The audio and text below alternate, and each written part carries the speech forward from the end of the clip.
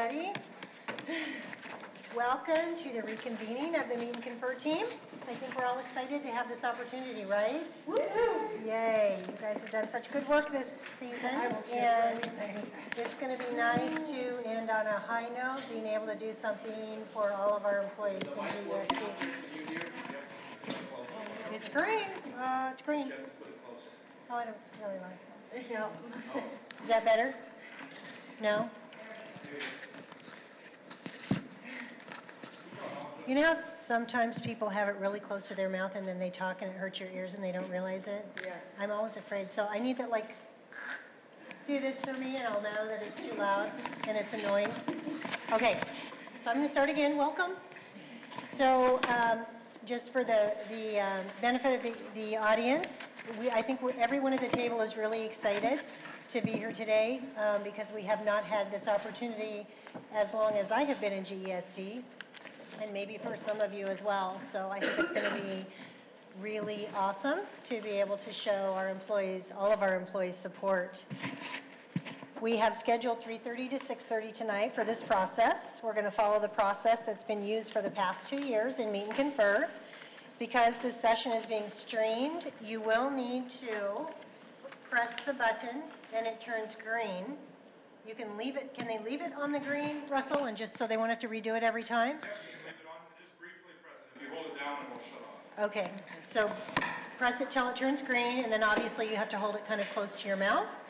The reason that we need to do that is so the audience that might be viewing us online would be able to hear what we're saying as well. You just have to remember to turn it off if they go to the restroom. And don't wear it. And we won't tell you who can repeat that from experience. It wasn't me. You raised the hand anyway. All right. So we're going to start with introductions because we have an alternate member of our team who's joining us. So would you please start with your first and last name, your position, and the location. And I'm going to start. I am Dr. Barbara Goodwin. I'm the Assistant Superintendent for Human Resources, and I work here at the district office. I am Megan McCabe. I am a first grade teacher at Bicentennial South. Sherry Dawn Emerson. I am the principal at Horizon Elementary School. Wait till it turns green, right? Is it green? No, Just a quick press. Yeah.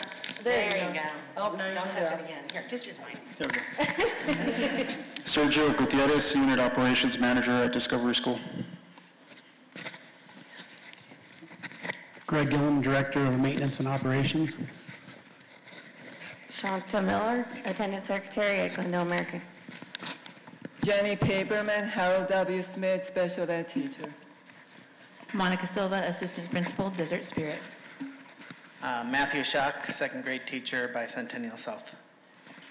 Mike Berrigan, I'm the Assistant Superintendent for Finance. I'm Barb Renfro. I am Mike Berrigan's assistant here at the district office. And we want to thank Barb because we know that her notes rise and fall on her abilities, right? So thank you, Barb, for all that you do for us.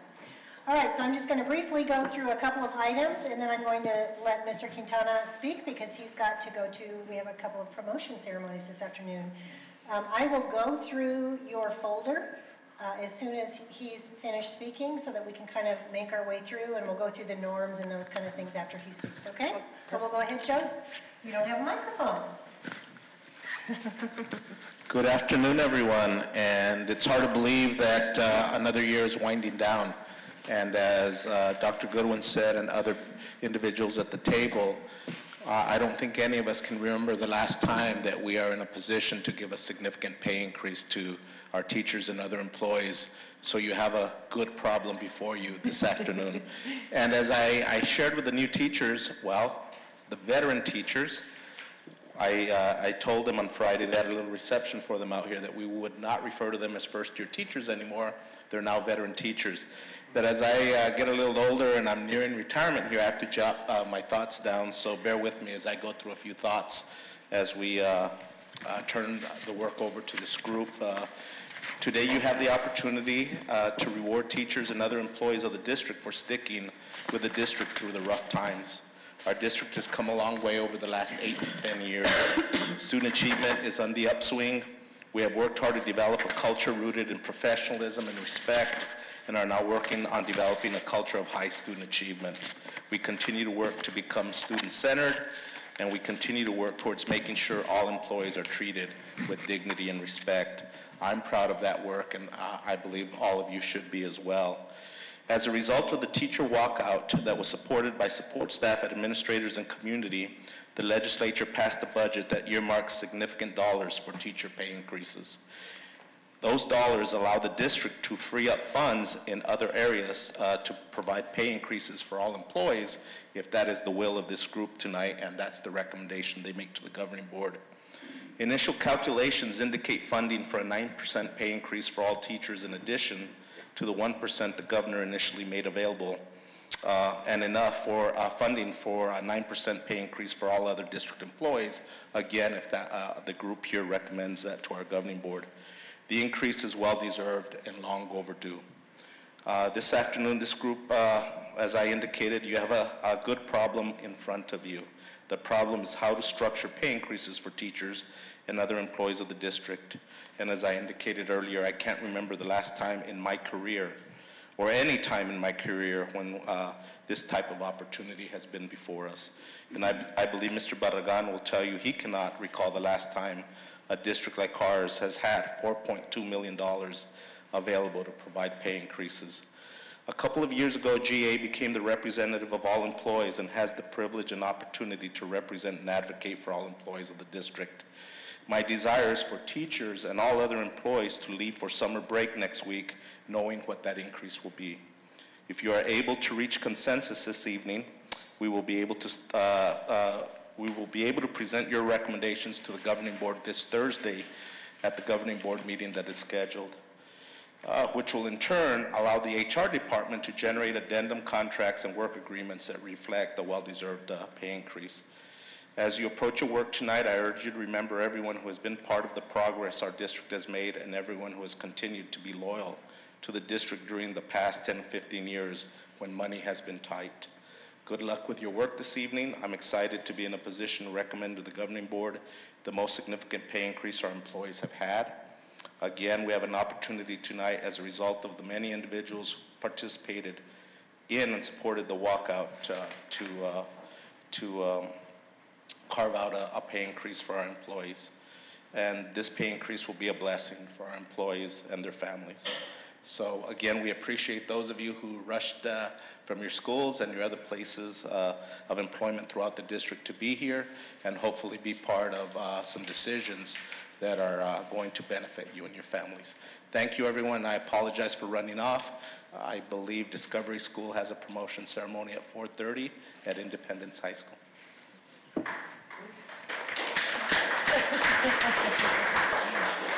Thank you, Mr. Quintana. So I'm going to go ahead and take you through the contents of your folder just as a review, since we haven't seen each other in a couple of months. We started off with the agenda for this afternoon, followed by the Meet and Confer Committee rules and standards that were agreed upon at the beginning of this session. And I want you to, since we have an alternate member here tonight, I wanted to just give you a minute to review those.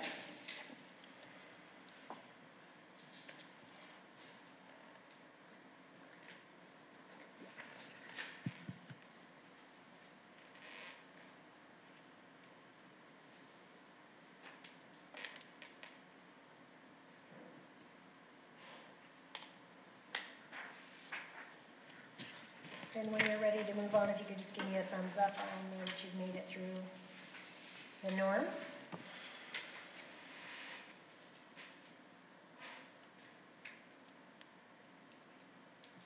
Okay, perfect. Our next statement is a reminder of the interests that the governing board approved back in November. The four of them include attract and retain highly qualified and effective staff. The second interest is salary increase for all GESD employees if budget allows. The third is protect resources directly impacting students, develop a sustainable capital plan to address deficiencies within GESD. And the final interest is working conditions, promote health and quality of life. The next enclosure is the PowerPoint that was presented to the board in March and approved. Yes. And you'll see that it is followed by the action item that was approved by the board along with all of the recommendations. And then the final, there are two more pieces. The next stapled packet includes a historical perspective of the salary and benefit packages that have been offered to all staff in GESD since 2007. And it's a year-by-year recap, history perspective. And the last one is the rating scale that we're going to use. This is just for you as we move into, after we create our options, then you're going to be rating them 1 through 4 like we did through the entire process. Any questions on the contents of your package? Okay, if you look up on the PowerPoint behind me, the purpose of this afternoon, is to develop pay increase recommendations for governing board's consideration as a result of the legislature's final budget. That's why we're gathering tonight. Sorry, you have to crank your head backwards. I'm just gonna look over Okay. it.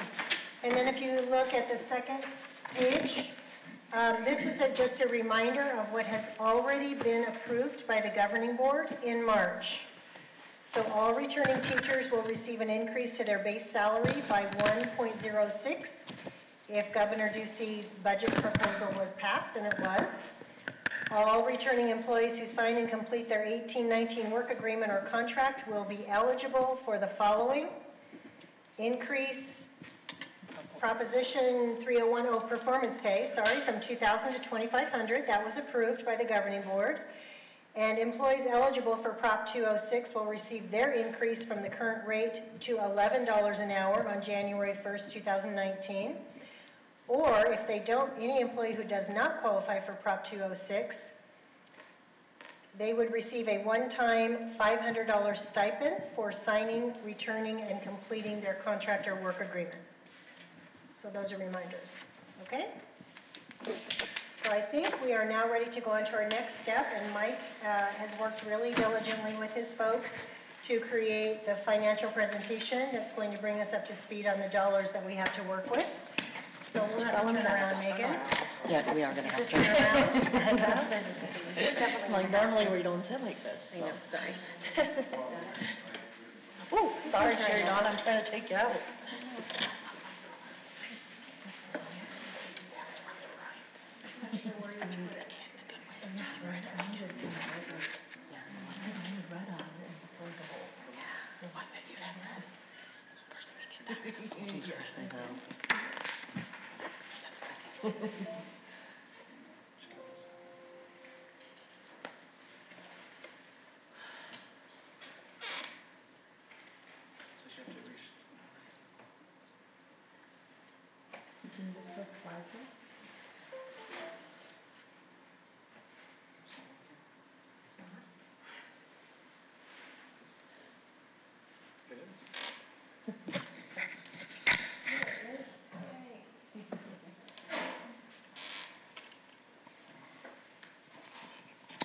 I want to give you a brief overview of the governor's education budget that's probably the most significant for Glendale Elementary School District.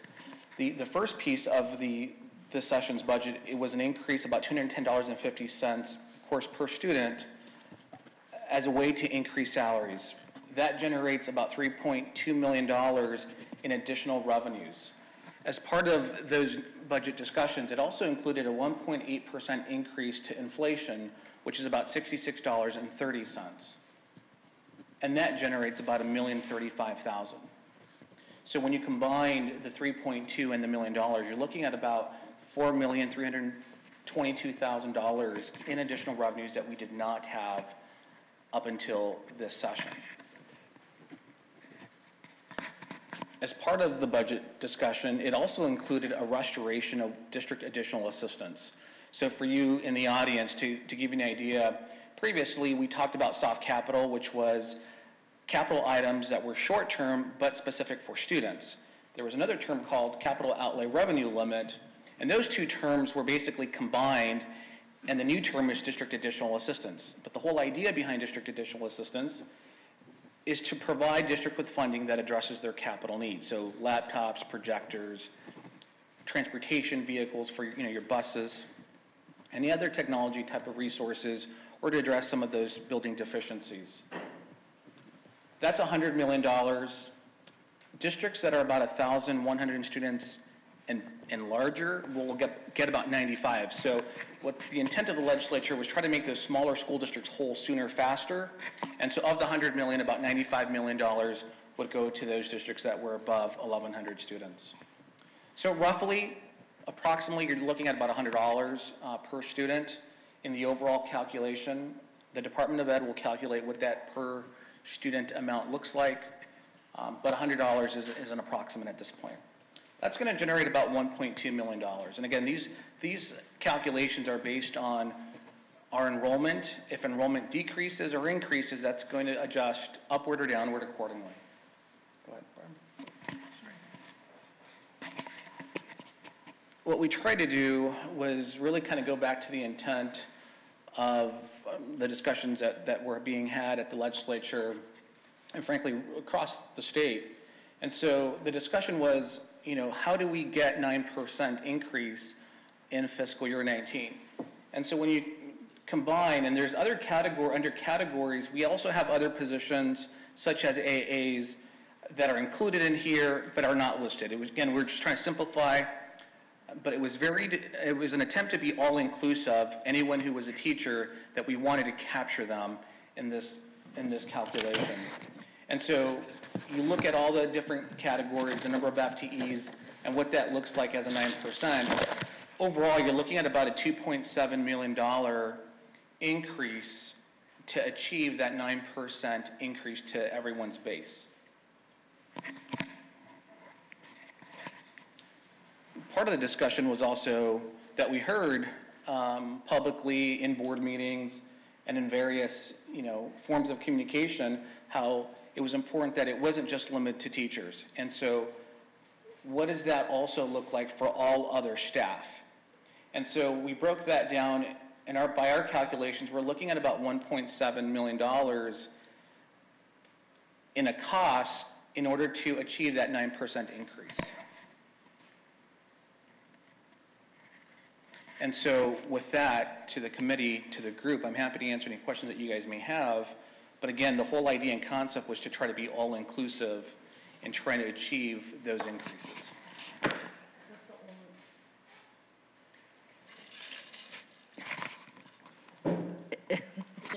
Is that your final slide?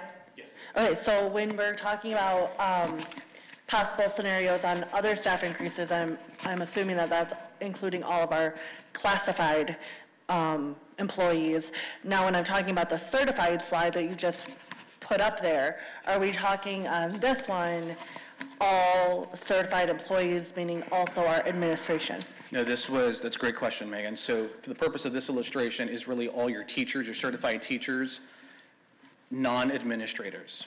So do we have a count on how much it would cost to do a percentage for our administration as well?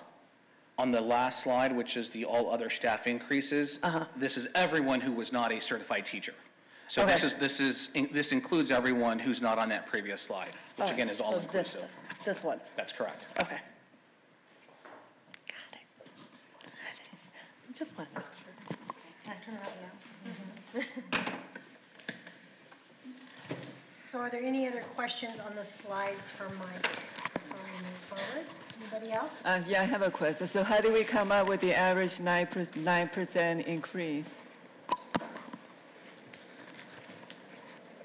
The average is just really taking the number of FTEs. But what we did is we took everyone's salary and really just applied a simple formula of what is 9% of that base salary to get us that overall grand total, whether it's on this slide or in the previous slide, to figure out what that cost would be.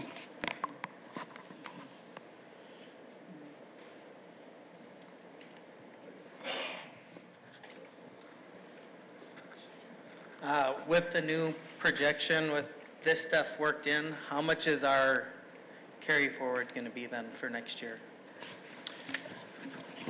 Matt, that's a great question. And so that the public understands, the carry forward is what amount of monies has been unused that goes from this year into the next year. So that's really, you know, when you look at, I know some of you probably open purchase orders, you buy supplies, someone might help you to put that purchase order in place. There's an encumbrance period, and what that means is there's about 60 days after August in where you look at all the bills finally come in and those adjustments take place. So that's something that we're going to learn and have a better feel as we get closer towards the end of the school year. The most accurate number really comes in October when we present the annual financial report to the governing board. I will tell you that when we looked at that amount, I believe it was sometime last week, we were looking at about $2.7 million from this year into next year, which would be a decrease from the 3.3 that we had from the previous year into this year. Would that put us at about 4% or less? Because I know last year we carried forward, I believe, 5 point some odd number percentage with the 3.3 million. And then we're talking about, and then we use some of that monies to help support because of our student enrollment is lowering. So we kind of looked at our funds and what we could do. I believe the $2.7 million figure might represent about more like a 3% increase, carry forward, I believe, roughly. Okay. Can you go back just one more slide? I didn't get down. The teacher slide, right there. 1 second. Okay, thanks.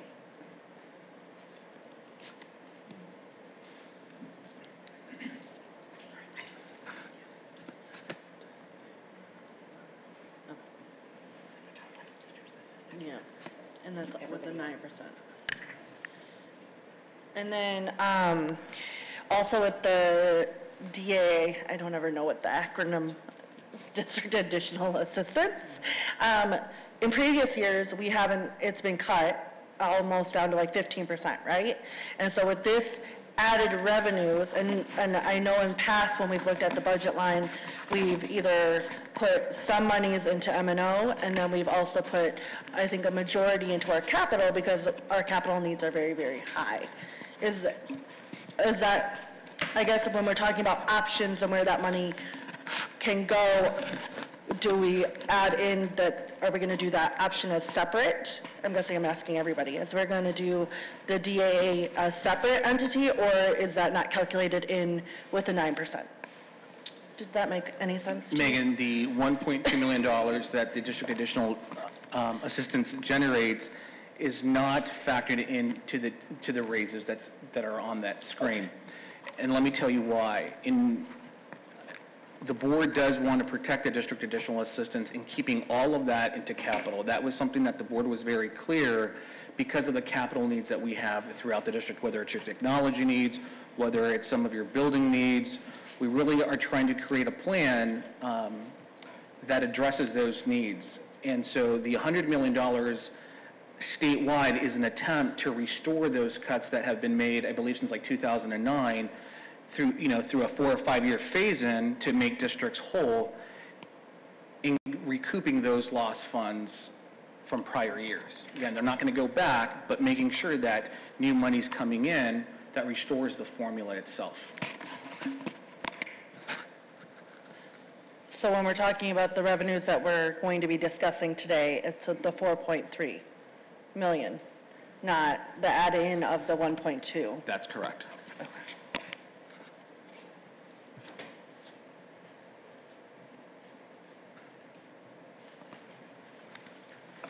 With the district additional assistance at what it is, are we going to do anything with the 1, 2, 3 funding that we put into unrestricted capital to help maybe increase a little bit more? Matt, if I understand your question correctly, part of Prop 206, 1, 2, 3. I'm sorry, thank you. Prop 123, all these proposition numbers. Prop 123, we put, about $540,000 into capital. And I think you have seen an increase in technology devices throughout the district, whether they're new smart boards. We're trying to increase that student to device ratio.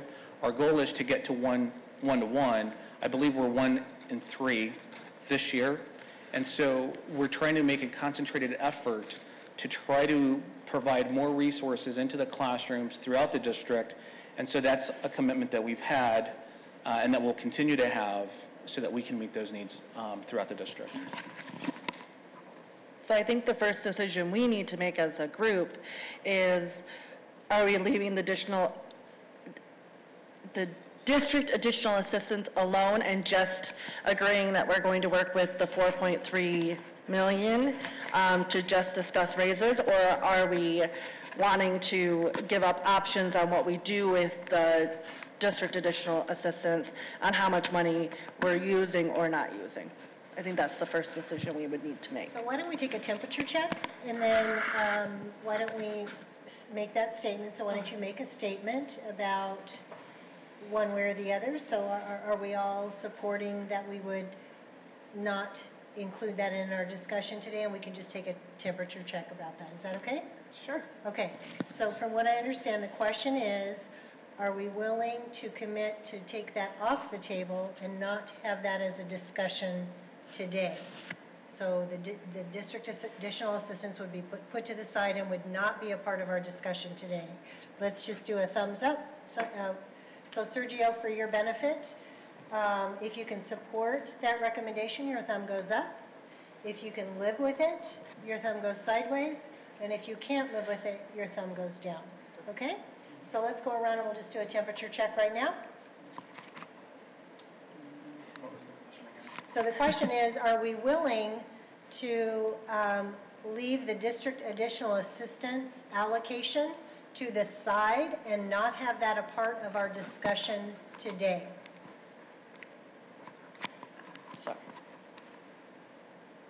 So are you sideways, or what are you? Sorry. You're sideways? Okay, so I have 2 downs then? You're sideways or down? I have 3 downs? Yes. And the rest are either sideways or up. So for a reminder of the process, that will go back then to the folks that have their thumb down, and we'll ask them, what is it about that? Tell us more about what's making you make that decision or that recommendation, right? Yep, I can go first. So for me, I would like to make sure that we don't use all of the capital. I would rather us keep a lot in the DAA, but I want to make sure that we are providing a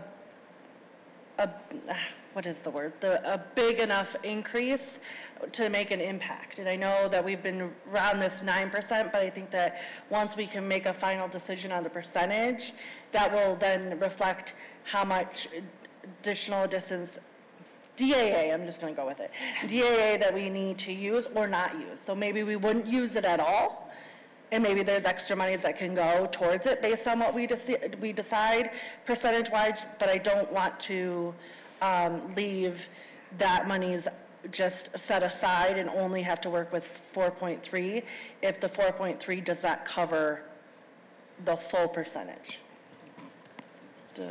Well, our teachers have been working really hard with the referral ed, so I just want to make sure that whatever money we have, to give them as much support as possible.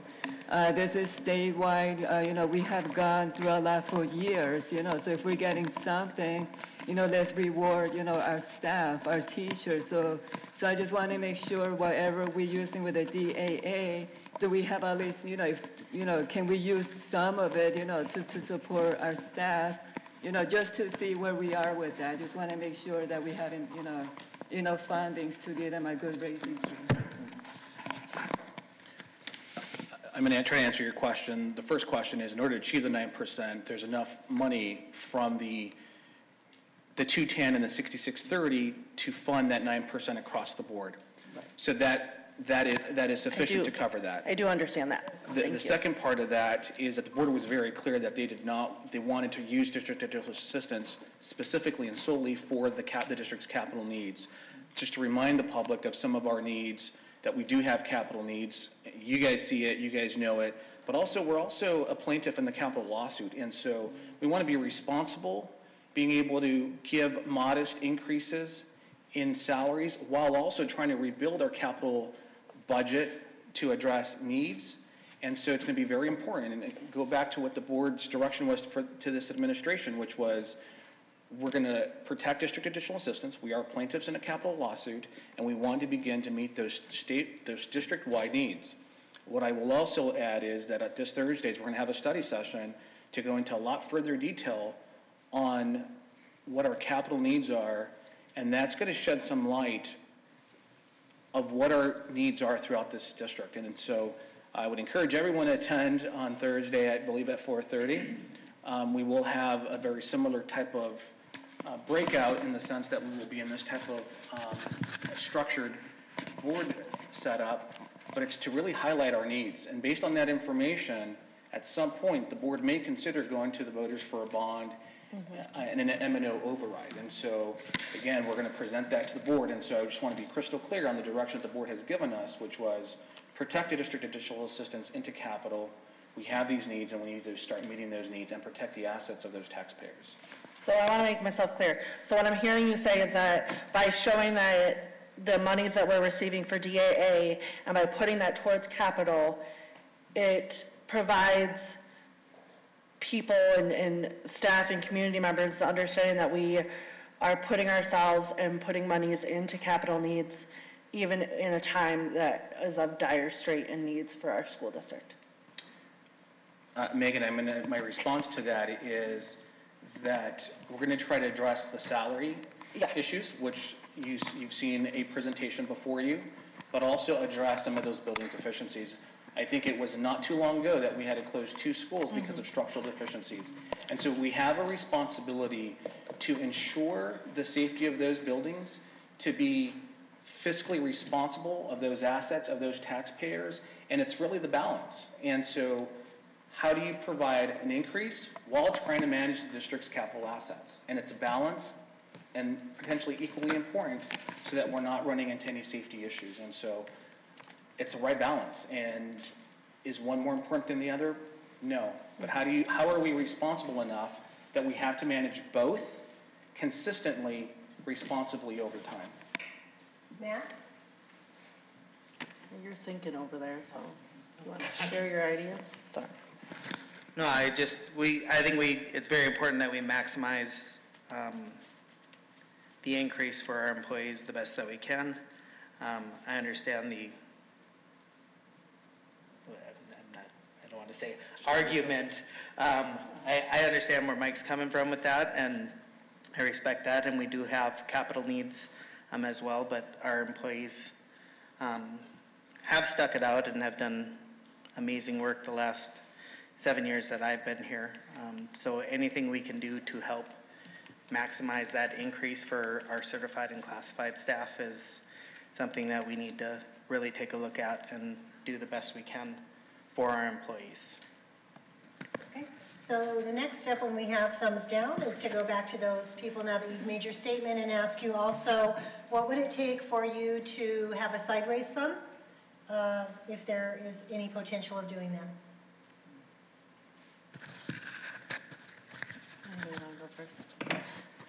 For me, I would want to make sure that we are providing our certified, classified, and our employees with a substantial raise that is livable, and that we can, again, provide here in this district, and then making sure that we're also still putting money into our capital needs. So I'm not saying, for me, I'm not saying let's use it all. I'm just wanting to make sure that we are providing each, well, especially for me, certified and classified, with a greater percentage for them to actually be able to live on. Can I ask a question at this point? So so I hear what you're saying. I'm just, what are you envisioning that being? What does that percentage look like? For me, I would think of about a 12% raise. For both certified and classified. And I don't know if that dollar amount works with the 4.3 that we have.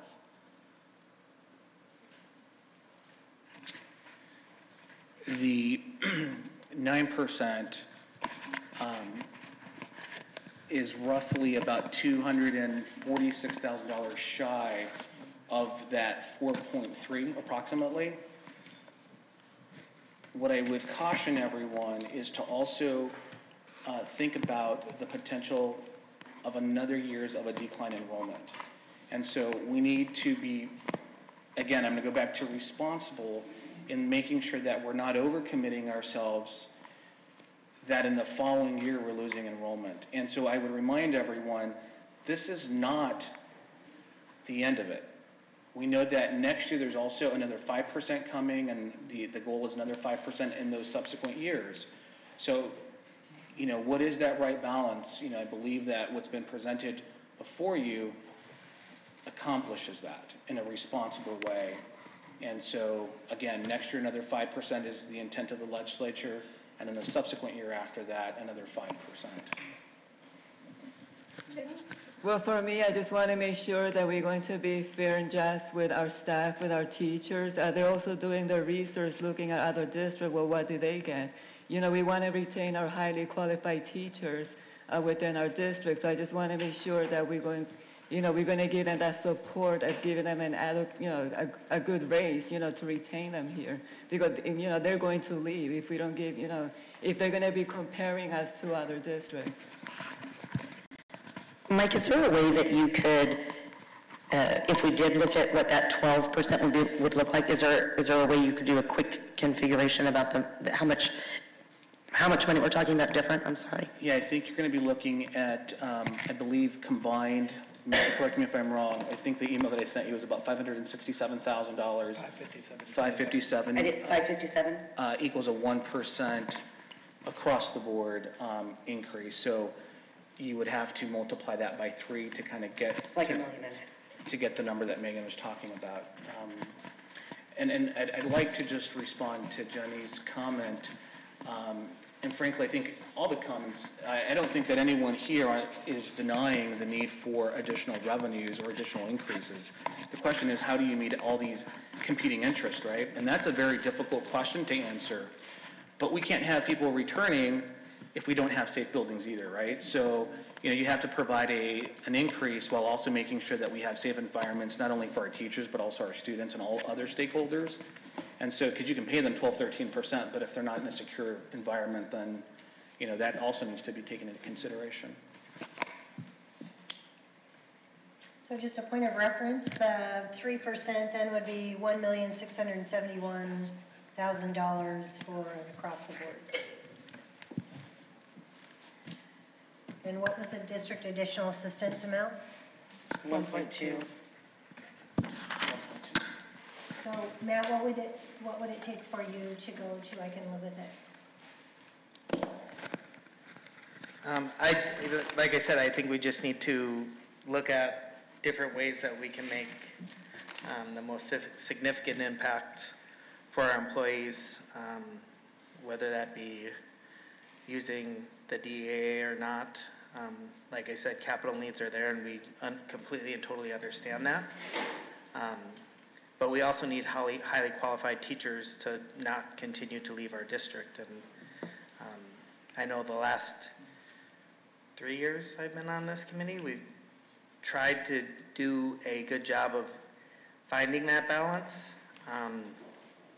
But a lot of times we've left the employees behind, and we need to find a way to kind of backfill that gap. So I think we need to be creative in what we're doing here. Like I said, the capital needs are there, and the less we can touch the DAA, I totally agree with that, the better, but I think we really need to be creative in how we can help our certified and classified staff members in the district. So. The 9% does not include the 1.06 that teachers would already be receiving. Am I right? Megan, that's correct, because they're currently receiving the 1.06, so it would be an additional 9, and that should get them to that 10.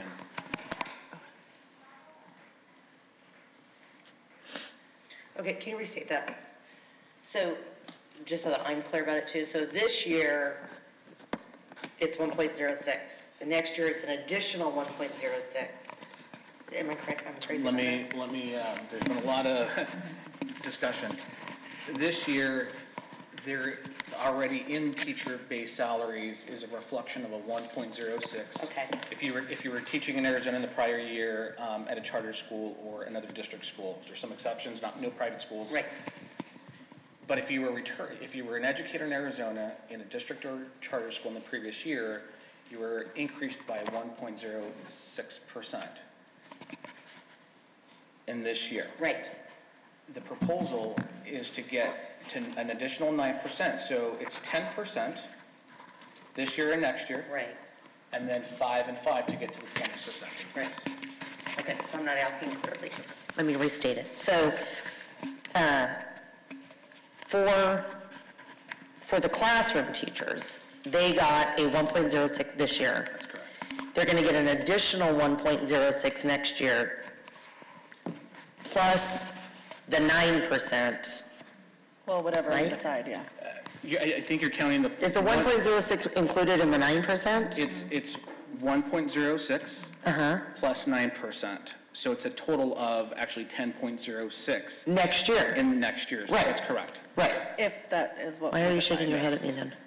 Because I think you're the way that you were Well, taking I'm going back to- 1.06 plus 1. Well, because they already got 1.06. I was just trying to think of, if you think about it in perspective of that way, I was trying to think about what had already increased this year. Okay. But it didn't add to our base. That was just a But it stipend. will. No, it will. But for next year, it will. Yes. But it's still not a 2.12, it's a 1.06, right? Let me make sure that I remember correctly, and I might get my years off. When it was first done, I believe we gave it to you as a one-time, Yes. which was, I think, last year. Yes. What we did is we put it in your base this year of the 1.06, Right. and then an additional, again, this, or a version of this, let's go with 9%, since we're talking about 9%, would be added to your base next year. So your contract that you received this year, it should have demonstrated that 1.06.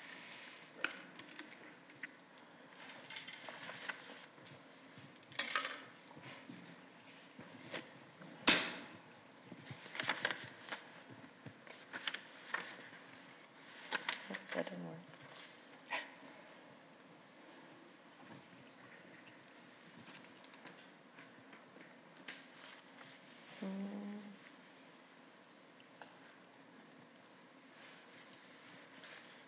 That doesn't make sense. My calculations are not making sense to me.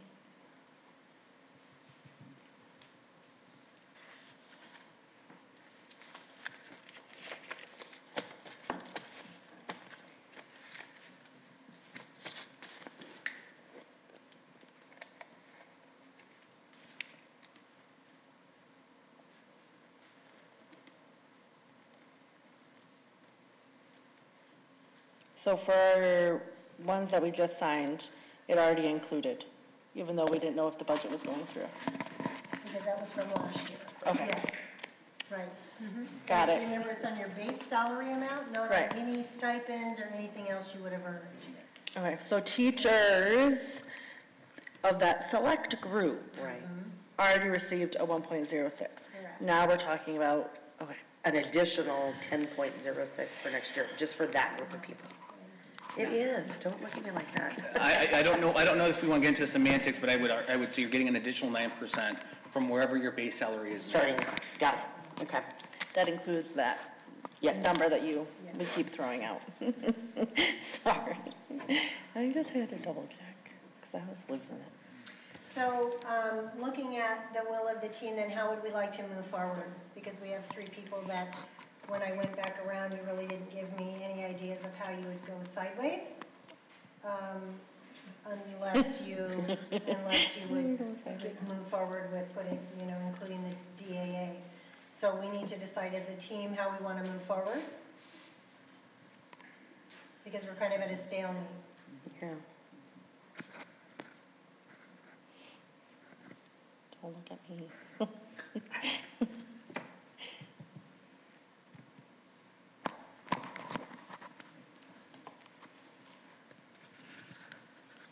So we need to decide to leave the DAA on the side and just focus on the money that we're going to, That's what we need to decide. okay.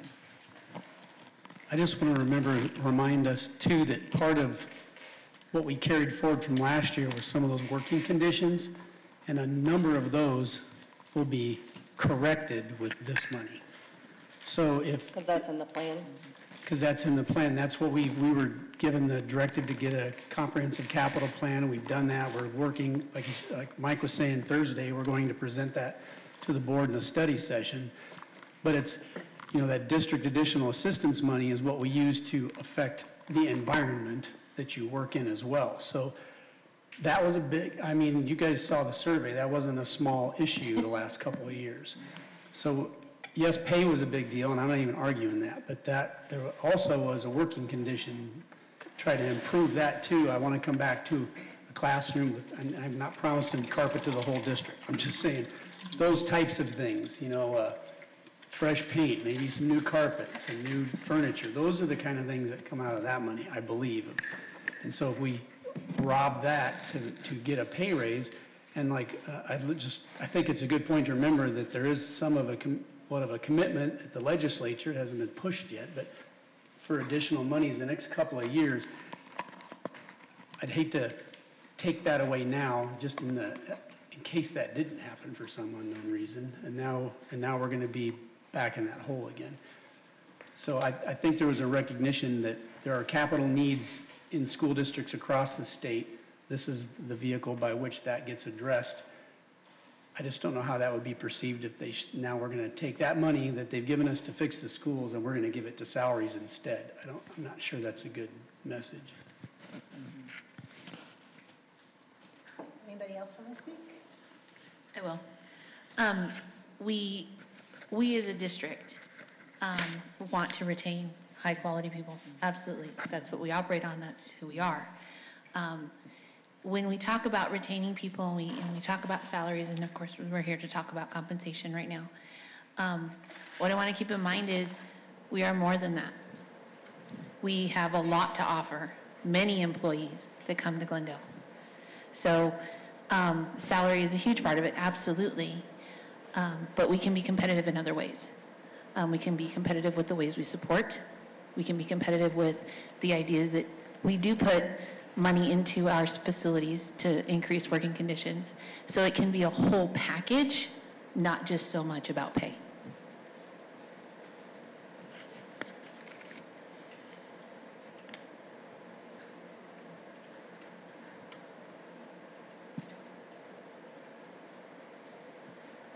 Well, I support the district that yes, we need to, maintain our buildings, we need, to provide our kids, with technologies, they need book adoption.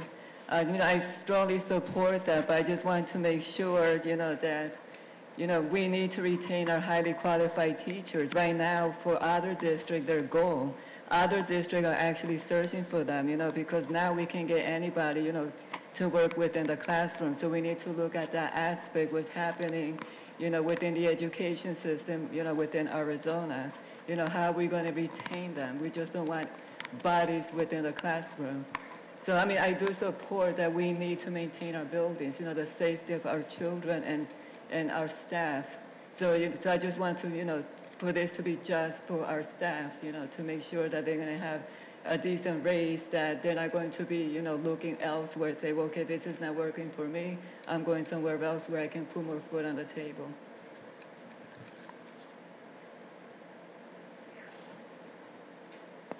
So for me, I will move my thumb sideways if we can come to an agreement on a percentage that is close to the 4.3 million.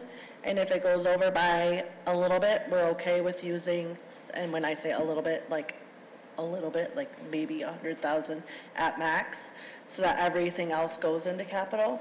But if it is that on that cusp, making sure that we are flexible. But I don't want to go and use it all, that's not the purpose. but if we're on the cusp of, okay, to give everybody this percentage, and this percentage, or whatever percentage we decide on, we're using at max what we can use, but if it's a little bit over, or we tweak it a little bit, then we're okay with that. Let me ask a question. If you're talking about $100,000, that's the amount that I heard you say, and we know that we're going to have possibly over a $2 million carryover, would it be possible not to touch the district, the DAA, and if it does go over $100,000, that could be a reduction of the carryover? Would that be a better solution or a different solution? So I would say that I'm going to remind everyone that the direction from the governing board was protect the district additional assistance. That's not on the table for the discussion because of the needs that we have and some of the litigation that we're in. So that's not for me to say, hey, I'm willing to negotiate and compromise that. That was very specific and very clear to this administration was we need to protect that. We need to make sure that we're meeting, I think as Greg well put, was start to chip away at some of these needs.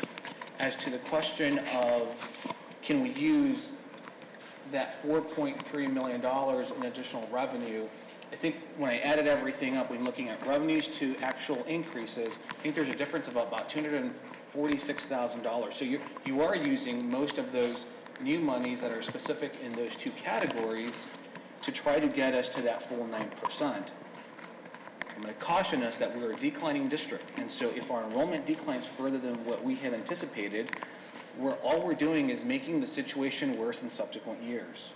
And so that's, I think, something that we need to think about. I agree that we have to conduct business differently. I think that you all in the audience who have been working very hard to move that needle forward with academic achievement, we're moving in that right direction. I do believe that we will be an A district. I believe that we're going to market ourselves so that we can improve and increase student enrollment, which will put us in a more competitive position. In 2 years, we have decreased our enrollment by over 1,000 students. In 2 years. Just run the math. That's a pretty significant decrease. And so my responsibility is making sure that we're financially solvent, that we are not flirting with an over expenditure in any year. And so the recommendation of most of that money is going towards those raises. I do believe that is the most responsible and conservative approach without jeopardizing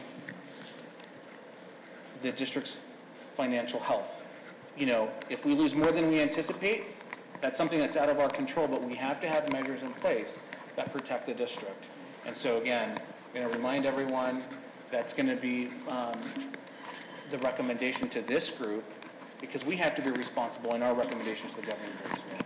So the governing board was the meeting in the executive session that you had last board meeting? If you look at the board's interest, I noticed that on its number 3, protect resources directly impacting students and develop a sustainable capital plan to address deficiencies within GESD. But I do know of the district, or the governing board asked for a discussion to go to executive session the last big board meeting here. Yeah. But I don't, obviously, you can't tell us what I know they directed you to do something, and I'm guessing the one thing they directed you to was to bring us back together. But was there any other direction? Is that where you're hearing that they want us to leave the DAA alone? That's the only reason why I'm asking, because I keep hearing you say the governing board has said it, and I have not heard from the governing board to tell me to leave DAA alone. So for me, I just want to make sure that I'm clear when I make a decision. so I'm going to take the FBI approach. I can't confirm or deny because there are some statutory guidelines that cannot be disclosed during executive sessions. It's not up to me to say this was or wasn't discussed. There are statements that are read when we go into executive session on reminding everyone that disclosing any information that is discussed in executive session is a crime. And so I'm going to take the FBI approach and say I can't confirm or deny. I can only tell you that that is a priority of the board. You've seen it in some of their documents. I think even it's going back to like November of 30th, 17. So that will be my response. Okay. Then I will move my thumb sideways. Okay. Or maybe after Matt decides whatever he said. I think as a group, the last 3 years, we have done a good job of being fiscally sound and making sure that we're protecting the district. I know when Prop 123 passed and we did the pay increase there,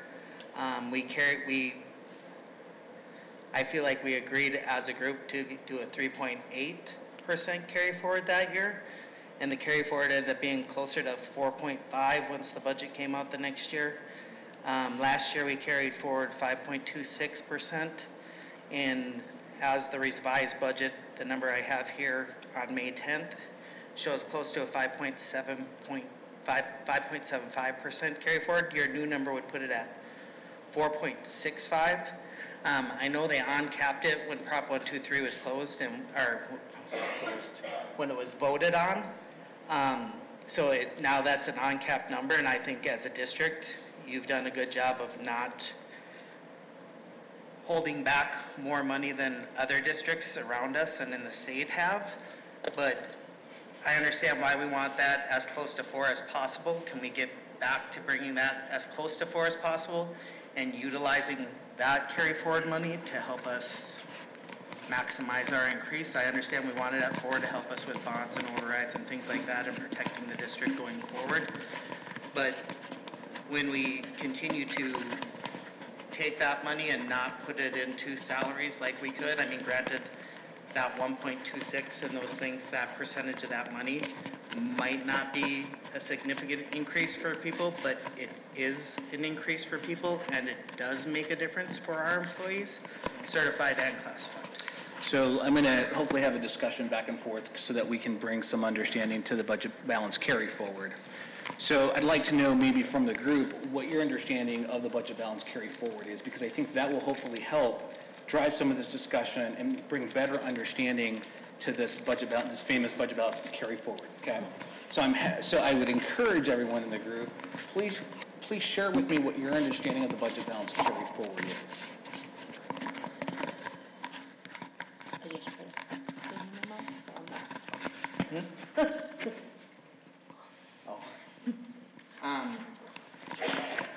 It's money in the budget that's been carried forward, correct? How are those monies carried forward, Matt?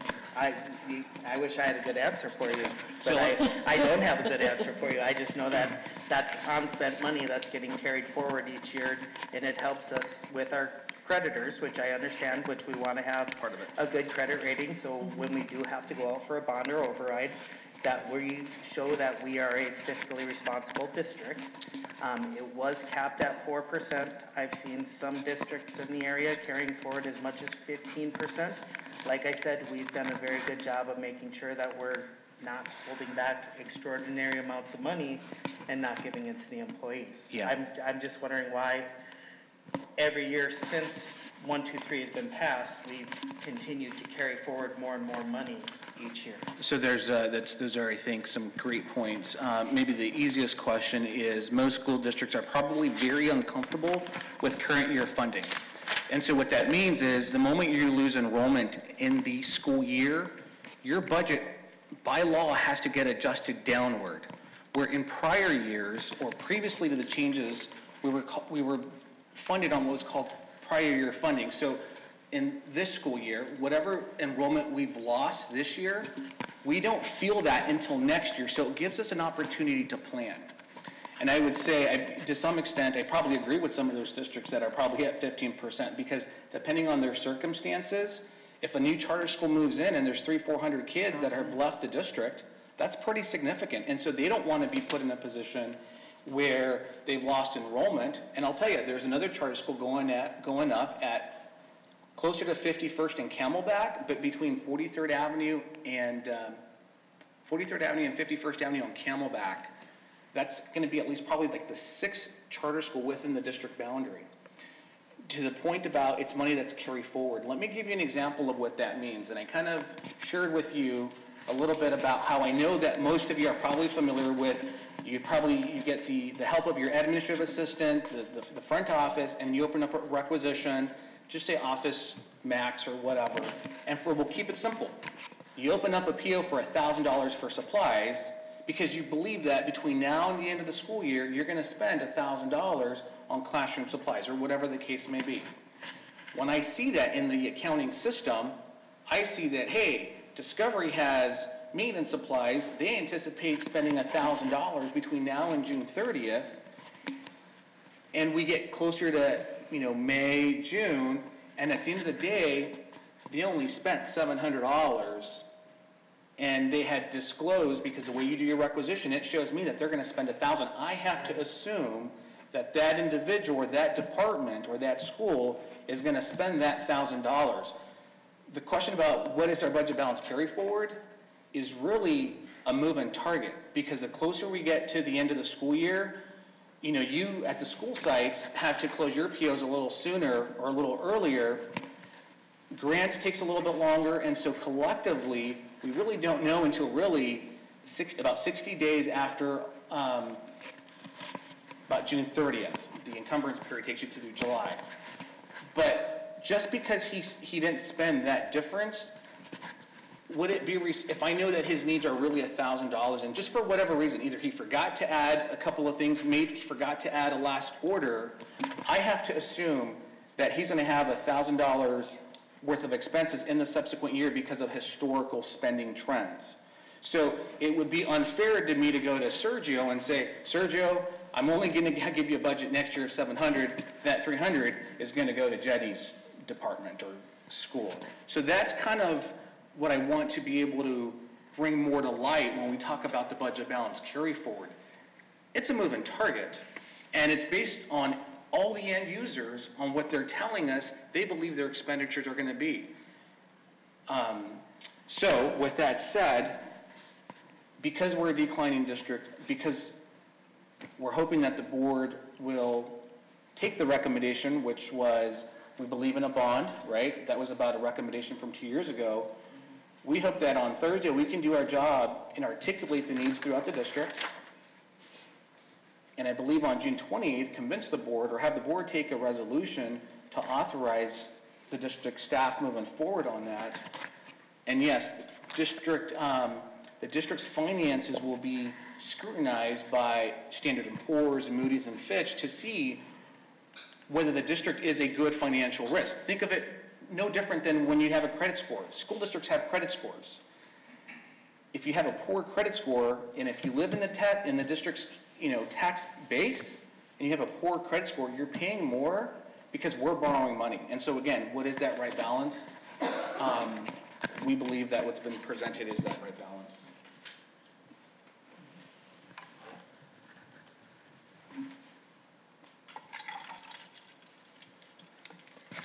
Mike, I think I'm a little confused, because, and maybe I wrote my numbers down wrong because I'm twisted backwards, but I think what I'm hearing, Matt, is you saying you want to maximize using as much of the 4.3 million as humanly possible.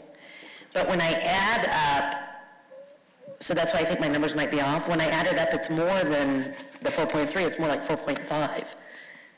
So that's why I'm wondering, do you follow what I'm saying? I don't. I know. Could you back up the slide? Okay, Which slide do you want? I want to see both the teacher slide and the everyone slide. Okay. So will you add this up? So that's the teacher. Right, we have 2.7. 2,775.13. Will you add that up, honey? I'm working. Hold on. 2,7. I've added this twice. 2,7. That's why I'm wondering if I've got my numbers wrong. Okay, right? 517, yeah. Do you got it? Okay, now go to the next one. 176,136. Yeah. 1,761,366. What do you get? Okay, that's 4,534,000. But I thought what we were talking about using was 4,322,000. Don't smirk. No, I think that's actually a very great question. I'm confused because we're talking about maximizing the amount of it, but I feel like we're over it. And I'm glad you asked. So I think it's a great point. So let me walk you through that. Okay, thank you. Let me just tell the audience and everyone watching, hello. School finance is a very complex issue. It's not, it takes a long time to understand the various calculations that go into the revenues that come in and the various funds. When you look at specifically this last slide, it is 1.7 because food service, if you're a food service employee, we would not be using, quote unquote, these new monies to fund that raise. It would be coming from the food service fund, which they do a pretty good job of being self-sustainable. So they're, from their own fund, incurring $225,745. Grants and other non-M&O positions are incurring $232,995 worth of expenses. So the expense is greater than the revenue that I've shown you, but there's other sources of funding such as food service, so they get reimbursed by the federal government, right, to provide meals. They're going to kind of pay their own. Sure. So when I talk about, when you look at the $4.3 million, Yeah. I'm trying to give you apples to apples, which is 4.3 of M&O monies to what I think is going to be about $256,000 less in expenses. Okay. So Matt, does that match what your understanding was? Is there's about $256,000 that's not used in there? Mm-hmm. So what percentage would that bring it to? What is your proposal of what percentage that would bring it to maximize using that? Do you understand my question? Yeah. Okay. I can't remember what Megan said earlier, but whatever she said, we had talked about and agreed on. Now I'm drawing a blank. 12%? Yeah. The 12% would be way over that. Well, if we can get over 10, that would be great. If not, I mean, like I said, we have to be creative in the way we're thinking here. I mean, this is, like we've stated, we can't count on the people downtown to do the right thing after the election. Like, we can't assume that they're going to give us another 5% Right. next year, and we can't assume that they're going to give us another 5% the year after that. We also can't assume that they're going to give us more additional assistance, and I understand that as well. Like I said, the 7 years that I've been in this district, other than Prop 123, I haven't seen a pay increase. I've seen one-time pays and things like that. We have an opportunity now to do something significant. And if we did see a pay increase, I think, let me go back. Yeah. I think we got a 1 or 2% increase as long as we agreed to raise the cap size on our students in our classroom. So, If I remember correctly. And we keep talking about this declining enrollment, but I know in campuses around our district, classroom sizes have gotten bigger. So how many staff members have we lost while we've declined in enrollment, but yet haven't replaced the bodies? So we have classrooms that are 30 plus in the district, and that's not a good working environment for those students or for the staff in those areas. So, I mean, we can talk about declining enrollment, and we can do the if but, and if this happens, this is going to happen. But at a certain point, we have to look at what's in front of us and what can we do that's best for those teachers in the classroom right now that have 30 to 40 kids in there. Like, we need to do something to compensate them for sticking and staying in this district. And if we don't take advantage of that, those people are going to leave, and then we're looking for more warm bodies to fill seats, and that's not good for anybody in the district. I'm just going to reiterate, I don't think anyone's disputing that employees deserve raises. Just to your point that you can't assume that the legislature is going to fund education in subsequent years, I can't assume that based on the historical analysis and trends, I can't assume that our enrollment's not going to decrease. And if we're going to decrease and we're overcommitting ourselves, what does that do to the morale? Because then we're in a budget deficit. And so, again, that right balance, I think if enrollment was increasing, or if we all committed to try to find ways as a school, as schools, to increase enrollment, and the enrollment was decreasing, conversation would be completely different. And so again, you talked about, I can't assume that enrollment's not going to decrease based on the current trends. I think one of the things, Matt, that I remember is 4 or 5 years ago, before it was current year funding, and it was based on last year's numbers, we did run numbers. You know, we had classrooms of 16, 17, 18. I mean, some of you may have experienced that. But I think what shifted is that because we're now in current year funding, we have to be a lot more careful about because we used to be able to wait it out that year and then make the adjustment at the end of the year because it was on 1 year arrears. But we can't do that anymore because it is based on current year funding. So we have to be a lot more careful about the staffing ratio up front.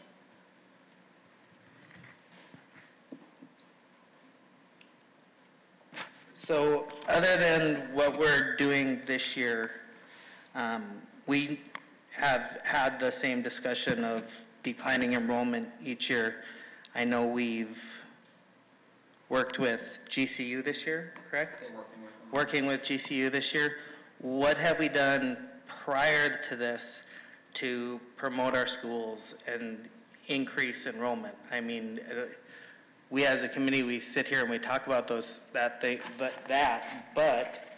what has the district done prior to this year to make sure that enrollment is increasing? I spend numerous hours in the classroom. I can't go out and be expected to go walk the neighborhood and recruit kids to come to our school. I can't sit at the ranch market like people from the Math and Science Academy do and recruit families as they walk in. I coach after school, so I'm basically at By-Side South from 6:30, 7 o'clock, and then I leave Westview when I'm coaching football at 7 o'clock. I don't know when you expect me to go out and recruit children to come to our school, because I would love kids to come to our school and be in our school district, and I would do that if I had the time to do it, but I know myself and other teachers that work in the district, we don't have the time to put in to go out and actively recruit. Like, at a certain point, we need help, and I understand enrollment is decreasing, but what have we done other than working with GCU this year to promote our schools? Like, we had 70 kids that got perfect scores on the Math AZ Merit. I don't think anywhere in this district that I drove by, I saw those kids' names on the board saying they got 100% on AZ Merit. Like, those are things where if we're going to promote our school, we have to do that. We have to get those out there. We had 6 kids that went to By-Side South that got 100% on AZ Merit, and not once were their name on the marquee. Like, if we want to promote our schools to our community, we have to start doing a better job promoting our schools to our community. Yeah, and I didn't, Matt, as much as I want to make it about you, it really wasn't about you in the sense that, you walking, to Ranch Market. What I mean is understanding, acknowledging that competition is real, and we own that as individuals, as an administration, as school sites. We're going to have to think differently. I think there was the old saying that school districts had, if you build it, they will come. That's not the case. That is no longer the environment in which we're in. We're going to have to, and I think the biggest step is increasing that academic achievement, which I think we're making great improvements. I mean, that's, parents take their kids to those schools that are academically achieving, and so I'm glad that's the direction that we're moving towards. And I think there's a lot of work, and I do believe that we are behind the 8 ball, and I don't know that I'm here to make excuses for that, other than to acknowledge that we do have to do business differently, and I think you've heard me say that pretty consistently, and I think you're starting to see that. You're starting to see that we're going to offer a type of program on the 2 different areas of the district, right? So we are trying to promote and think of ways to be more attracting to some of our parents and their children. And so all I meant was we have to acknowledge that we have to do business differently, collectively. And I will tell you that going back to those students that received perfect scores, we acknowledged those at a public event at Landmark, and we had that cafeteria was packed with family members, with friends of those students, with their parents, and we had a lot of staff members, teachers, that presented those awards to those kids, because again, we wanted to acknowledge their hard work, your guys' hard work, and so we filled the gym at Landmark to that point. Well, just to go back to that, I know I'm just a second grade teacher, but 3 of my former students were those people who scored perfect on that math test, and I didn't find out about it until a parent contacted another teacher at my school, and she let me know. So that's one of those things where I understand we promoted it, people showed up. I think we could have done a better job promoting it, because that would have been a night where I would have gladly showed up and celebrated those kids. I didn't find out about it until after the point. So we say that it's being communicated, but it's not being communicated. I think that your point is well taken, Matt, and I think that now that we know better, we can do better, and I know that that was a point of discussion when you brought that up in the fall. I remember hearing you state that frustration, and I know that Cindy and Jerry heard that as well, so I'm sure that they will add that to how they're going to reach that out this next year. But if we can get back to point about how we're going to move forward from this. It's 10 to 5, and we haven't moved past this and gotten to the real meat of the meeting. So let's kind of talk a little bit about how we're going to move forward. Mike, you said that to give a 1% raise across the board, it was 500. 557.27. 557.27. And through Sherry Dawn's identification, we had an additional $250,000. 256. Which would be about 0.5% across the board if we're just doing easy math. Not perfect, but that kind of gives you an idea of what you could do with that money that wasn't allocated if the team chose to do that. But I do think we need to decide what we're going to do about the DAA so that we can move forward and decide what we're going to do about the rest of the money. So I guess because I was the first one to talk about putting my thumb down, after the discussion and all of us talking, I would move my thumb sideways and say, let's leave it alone. Let's talk about the percentages on where we want our percentages to lie. The one thing I think I'm a little bit more frustrated about is in the past, and I know this isn't the past, but we've never been brought exact percentages, like, oh, 9%, that's it. We've only been brought, this is what it would cost us to be a percentage raise, and so I think in a lot of people's minds right now, we're going, oh, everybody gets a 9%, everybody gets a 9%. I think we also have to be aware that we can make a different option, and so I agree to leave the DAA alone. I agree that we should be looking at the 4.3 million that we have, but I don't agree that we need to just start with the 9%. And I don't think that's on the table. So I think if we can just get past the DAA, then we can start. But I just want everybody else out there to be aware that the numbers are put up there for people to have an idea. That doesn't mean that that's the exact end game, end point, and consensus. Jenny, and everybody here, sorry. Well, I mean, Mike already discussed that this DAA was already discussed with the governing board, and I mean, I believe, the governing board, they make decisions to the best interest, of our district, our teachers, and our school. So for now, I don't know, what happened in that meeting, but for now, yes, I'll put my thumbs and move forward with that. Matt, how are you feeling? I can move forward. Okay.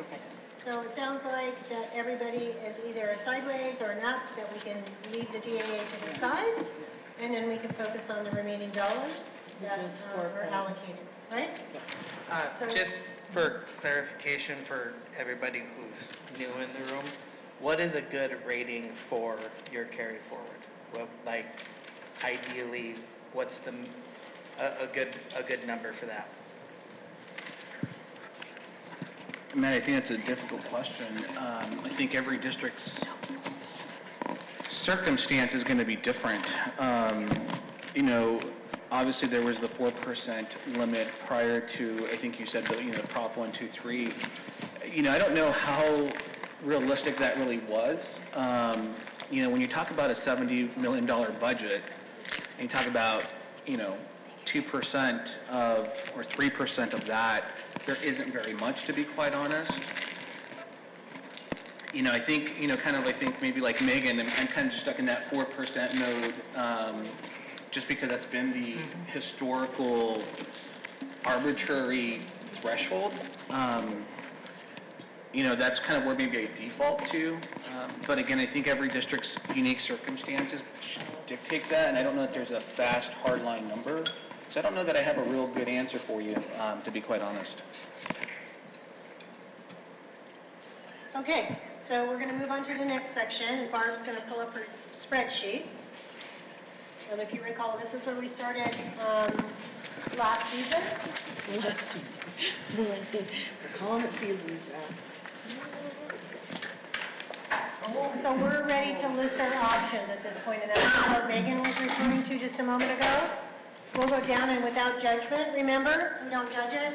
We can list options that we think might be available, and then we will go through and we will rate each option in the different areas. Are we doing options based on overall, like all three categories, or are we separating them out? I don't understand. Admin, certified, and classified. I think options, we Can be don't either or. differentiate, we don't differentiate, we just, you just throw up what you think is an option Okay. without judgment, right? Sure. Okay. Do we need to take a 5-minute break? Yes. Okay, because Mike left, so we can't go without him. So let's, left 5-minute break, can we be back at 5 o'clock? Yeah. Okay.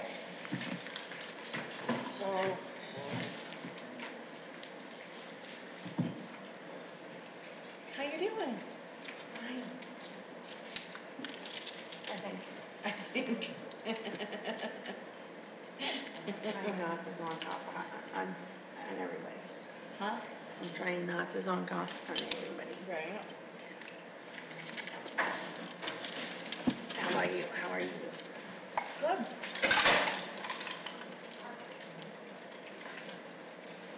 Was Sergio taking Diane's spot? Yeah. Nope. She wasn't available. She was out of town. Ah.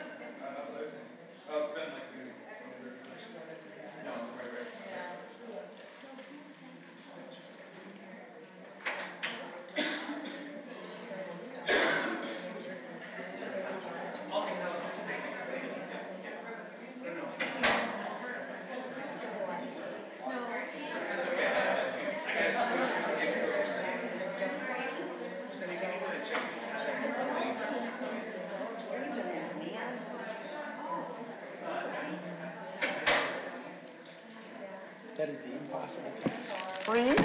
No, making everyone happy to the temperature. Oh, I know. I've been trying for years. Well, and I have, you know, I have that, so I literally go from 1 minute to the next, from 1 minute to the next, so.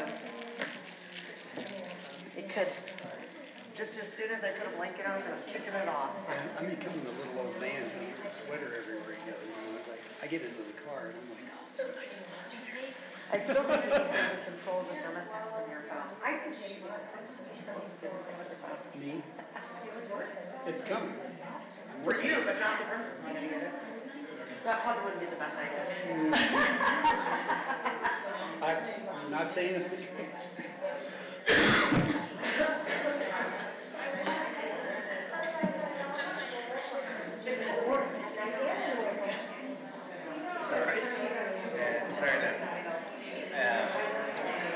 I'm alternating between ibuprofen and like in the lead, like Tylenol, you know, so I got to find the second dose.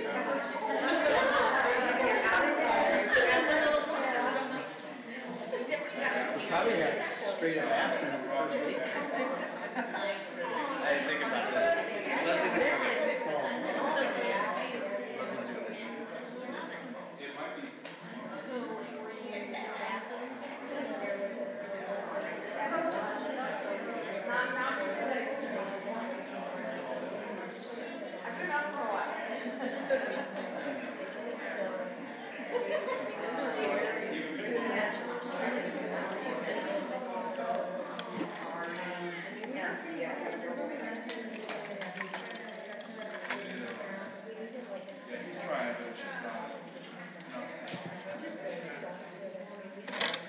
Well, that wasn't the planning.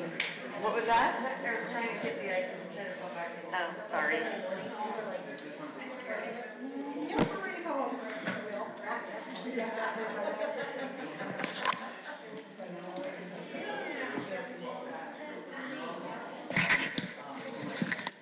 Okay, guys, are we ready to reconvene here?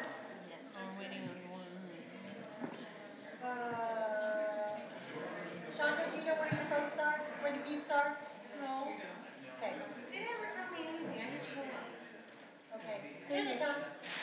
Ready? Okay. All right, yes.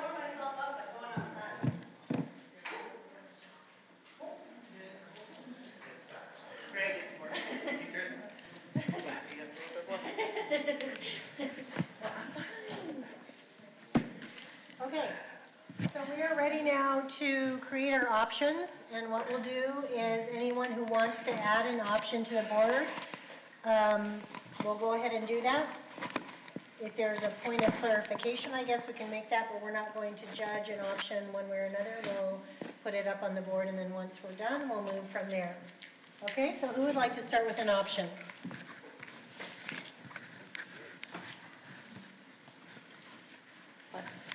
Are you gonna go?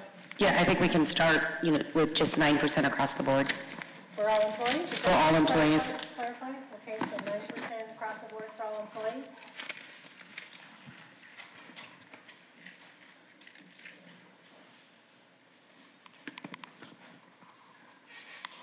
12% for certified and classified staff, And can you clarify certified and classified? meaning anybody that is, I don't know how you would clarify that one. Anybody that has a certified, that is not administrative, not administrators.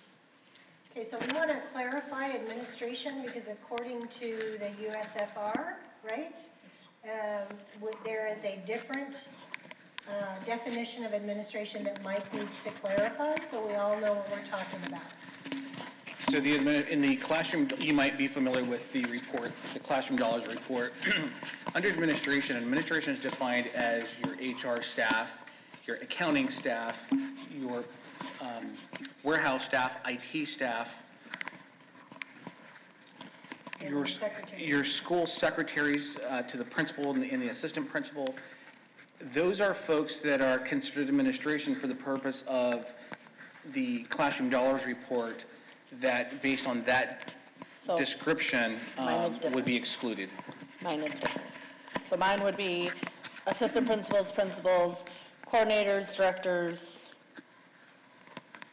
assistant superintendent. Is there anybody in between that?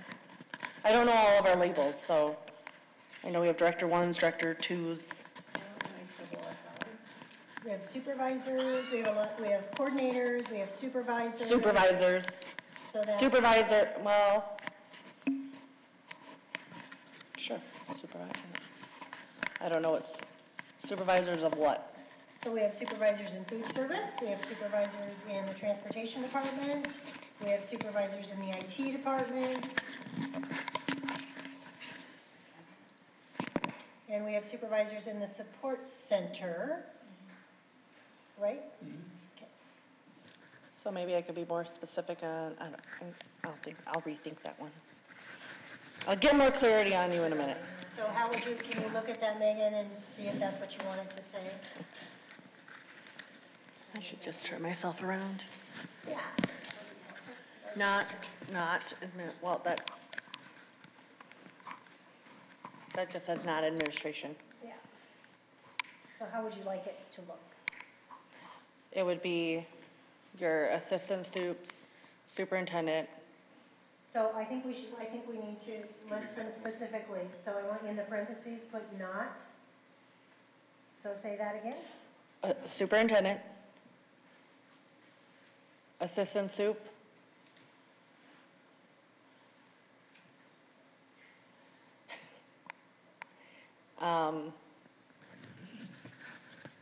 directors,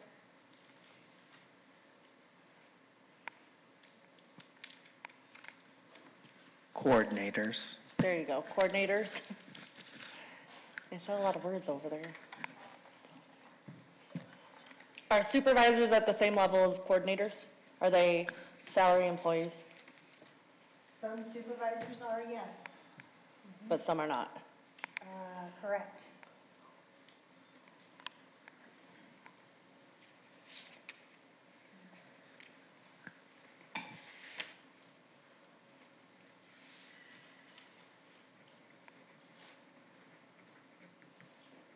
Oh, assistant principals and principals. I knew I forgot somebody.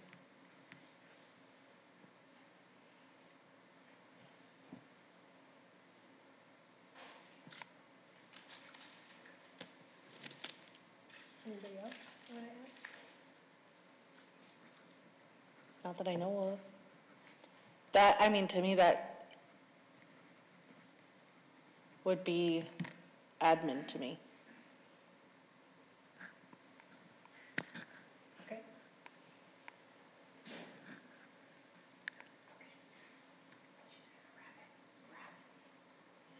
Maybe. Well, it's there. You just gotta widen it. Okay. All right. Any other options? Well, can I say 12%, like if you look at the salary range, let's say like classified that are making minimum wage, give them a 12%, and also teachers, looking what their salary is. And I could say when Megan is coming for administrator, making a high income, should they get a 12% too? So can you clarify your option? So my option would be a 12% for classifieds that are making minimum wage and teachers. So teachers and classified making minimum wage, Yes. a 12%, Yeah. but nobody else. Is that, I'm just clarifying, so is that the way you want it to read? Well, if you're saying classify includes administration, you know what I'm saying? Giving them a 12%, how much will, like I'm trying to get, the staff that are making, low income, to have a decent salary. That's my point. So what, Jenny, would be your threshold for low income? Teachers' salary range, what do they start? Like what do teachers get? What do classifieds, that are making minimum wage, what are they making? Give them a decent income. Right, so classified, we have like about 25 grades Okay. of where they start, and they Okay. all start on different grades. Okay. So I guess we need to be a little bit more specific than that, just to differentiate between Megan's Right. suggestion. So can you help me clarify that a little bit?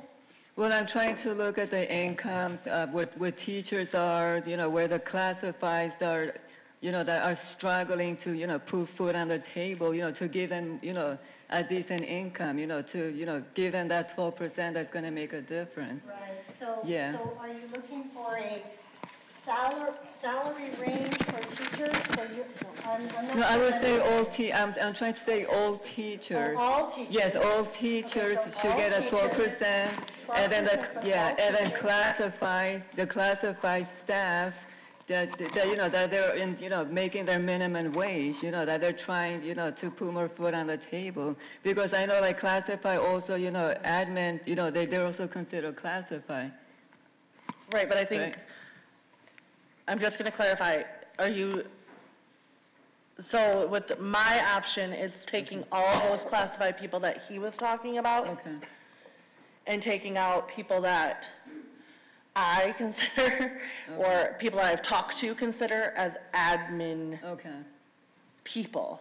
That's what my option provides. I don't know if your Okay. option is different than Okay, it's that one. probably the same as yours.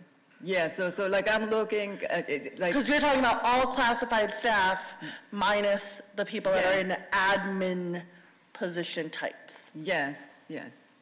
So are you comfortable with Megan's recommendation? So, yeah, I will be comfortable with that, Okay. yeah. Okay, Okay. anyone else?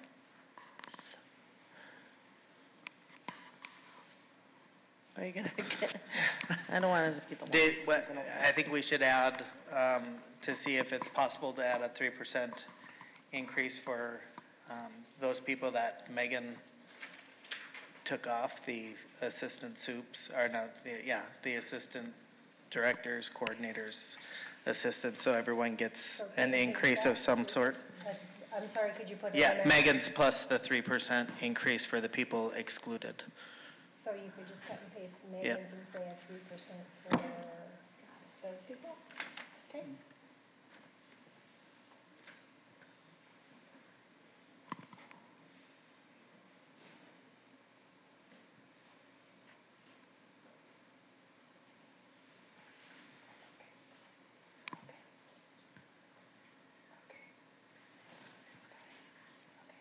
Any other recommendations?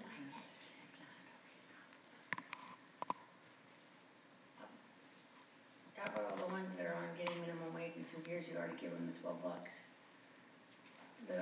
Instead of having to wait 2 years to get the $12, you give all the ones that are making minimum wage, give them $12.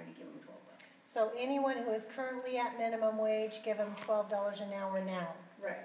Anybody, are you talking about, Anyone who's making minimum wage, so that's a classified person, so anyone making minimum wage, classified employees making minimum wage or less than $12? would be moved to $12. Yeah, or less. So, or less than $12 an hour would be moved to $12 an hour. And you don't have to worry about it.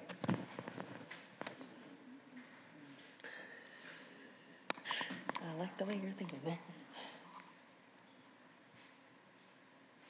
So Classified employees making minimum wage would be moved to $12 an hour. No, classified employees making less than $12 an hour would be moved to $12 an hour. Does that help? Does that help? Okay. Making Less than $12 an hour would be increased to $12 an hour. We're talking hourly employees there. classified, yeah.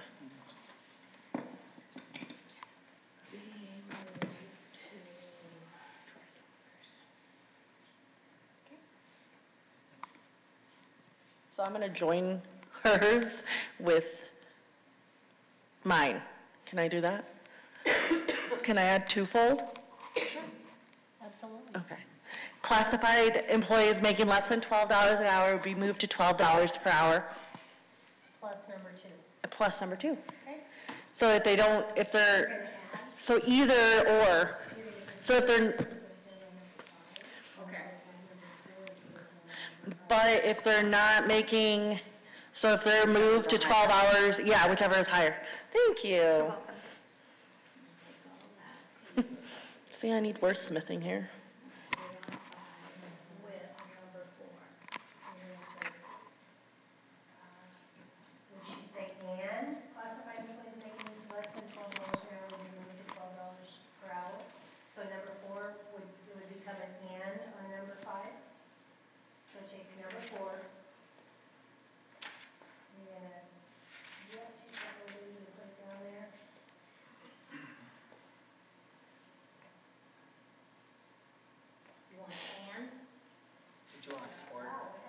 Yeah, it's. Did you want or Megan, or whichever is higher? Yes. So, or, Yes to whatever you just said.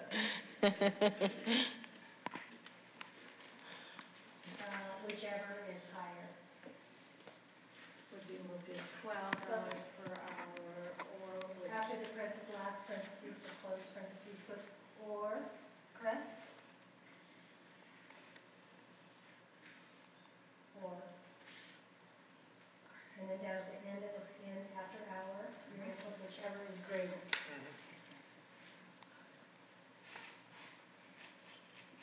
Megan, does that clarify what you want it to state? Yes. Okay?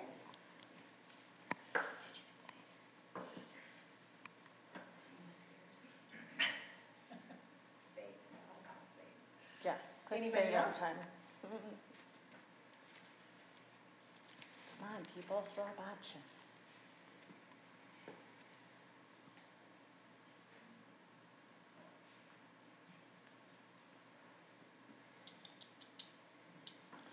Okay, I'm gonna throw up another one. Are you ready? Mine, number 2, plus number 3, but taking out assistant principals and principals. And I'm gonna add something else in, so I'll wait until you're done copying.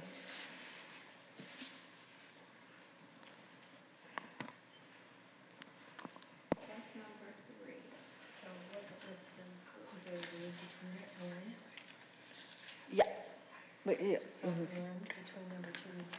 And then an and between, because I'm taking out assistant principals and principals, because I'm adding them into something else.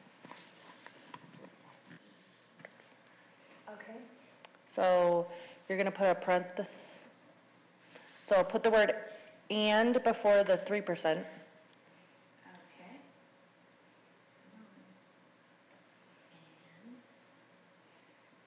And then after coordinators.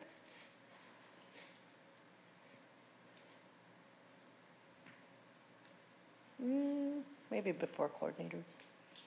Let's do before coordinators. So after directors, put a parenthesis. Oh, other way. Closing. Yeah, you're closing directors. Oh, we're done there? We're done, and then you're gonna add, yep, done there. And then and 5% increase for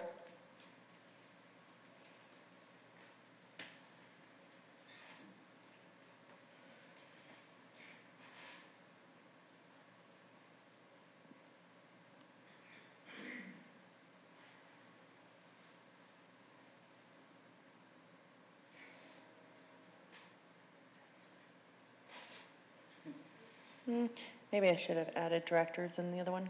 I don't know.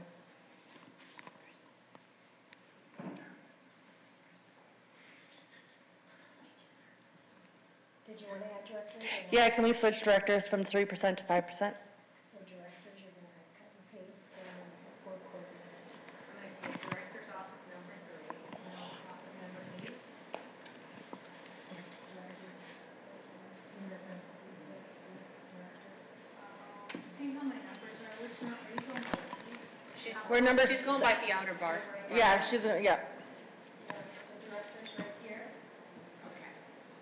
take that and move it in front of coordinators. Who has the light? Do that again.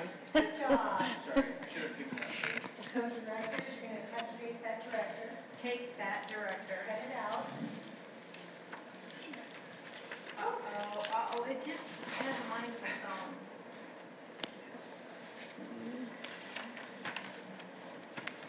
This still happens every time.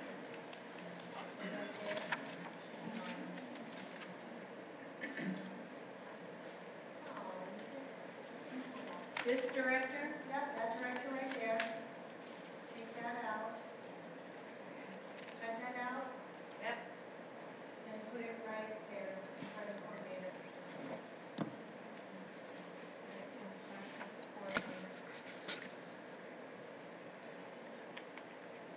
Right there? Yep. Perfect. You're amazing. Okay. This is a nifty little tool. Just don't go up in the sky with it, you know, give them. I don't know how to, but I know the school district used to pay incentives for the teachers who had higher degrees or years of, or they classified and everyone who had year experience, maybe giving that back. And I know some aren't getting, maybe finding a way of giving it, you know, giving. A longevity incentive Right. for years of service here in the district? And if you decide, like, you're right now on a bachelor's, but you're in the process of getting your master's and then you get your master's, I think you're also. We do give that still. Yeah, That's okay. still in place, but the longevity, which you're referring to, used to be in place in the district, and that was grandfathered out or sunsetted out or something in 2008, I believe. Because someone called me today and mentioned that, and I figured I better mention it too, so. Okay, so can you be more specific about what you're recommending? Well, I mean, you got a lot of people here putting, well, for example, my school, one teacher, or one unit manager's been here for like 28 years, and one Right, so, teacher's been here 40, so something for them too. right, so help us understand, yeah, because you have to be Well, really okay, specific. so you're automatically, that 9% thing, right? So that's an automatic thing. The raises that are coming back in January and I'll follow the minimum wage. But then you got all these people who are going, hey, I've been here 18 years, but a new person walking in making the same amount of money. Okay. So maybe you say, okay, someone's walking in making, you know, 13 bucks an hour, example, 13 bucks an hour, maybe giving the person who's been there 20 years maybe an extra 50 cents on top of every So 5 that's, years. yeah, so that's what I think we're gonna help you flesh out, Yeah. Shanta, is you're talking about longevity pay, I Right. think, okay? So Yeah. Barb, if you could put reinstate longevity pay at, and that's where you need to come up with your recommendation. So do you want someone like between 10 and 15 years to get, you know, I mean, you could do An extra percentage? you could do that. Or you That's can do what you need to dollars, yeah. land on. Okay, an extra percentage. So let's talk about that. So you need to put guidelines around it. So do you want between 10 and 20 years, 10 and 30 years? Do you want to divide it up? What you guys do at the things, you acknowledge everyone at every 5 years and every 10 years. Maybe every, like at 5 years, you get an extra, you're here 5 years, you get the extra percentage. Maybe. Okay, so a percentage at 5 years is what I'm hearing. And then it just goes up maybe 1%, like 2% again at 10. So 2% at 10 years? Additional? And you might have to max it out somewhere because you know someone else might. Okay, so, Maybe. but we want to do Yeah, what we just like want in to. each 5 years, there's an extra percentage on top. Okay, of it. so at 15 years, then it's 3%? Yeah. At 20 years, it would be 4%? Yeah. At 25 years, it would be 5%? And then maybe you might, At, yeah, just like every 5 years, since you guys always recognize. okay, so would it people. just go up, it would Yeah. just go up to whatever? So Right. would that be, so like when Megan reaches 5 years, she'd get a 1% added to the base? Yes, And then when she reached 10 years, she'd get 2% added to the base? yes, And when she reached 15 years, she would get 3% added to the base and so forth? yes, That's for any employee, right. okay? Can I ask a clarifying question on that too? So does that go retroactive? So like if somebody, let's say, had been here 20 years, it would be automatically Yeah. in addition to other recommendations or in lieu of, I'm just trying to get a picture. Is it in addition to the 12% or the other recommendations, or do you want it separate? Instead So of. do you want to add something in front of that and then put and, blah, blah, blah, blah, or is it only? I know, right? It's hard when we have money to talk about. Probably, I mean, if we left it at the 10%, because they're already getting an extra one, so we left it at the 10%, on top of that, they get the extra percent. Okay, so 9% Yeah, for who? for everybody. For all. For everybody? So Okay, so you're going to whoever put has number to know one. about the 9%. Number one. Number one with an and. Yeah, number one with an Ah, A. got it. So number one, you're going to add it in front of. Oh. Here we go. I can just say this. Go all the way So up. combining the two. Number Yes. one, you're going to cut and Sorry. paste. And It's okay. put it in Thank you for the front of clarification. number 6. Yeah. Good job. figured that one out. No, that was good. You did a good job.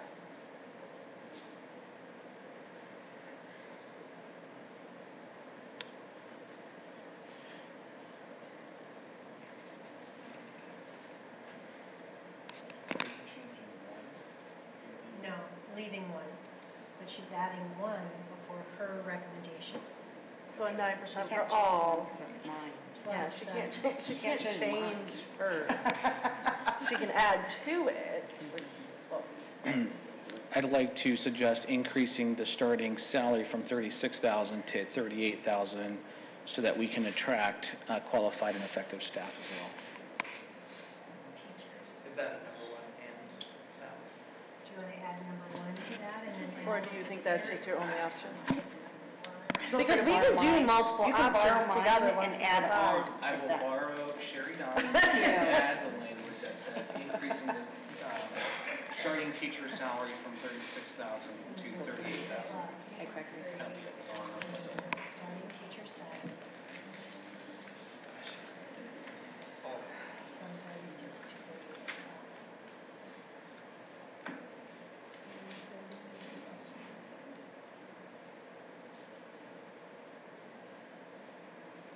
And then go get Sherry Bonds and one. You can steal it from 7 if it's already there. Take one, copy it, and then just right add it to it. And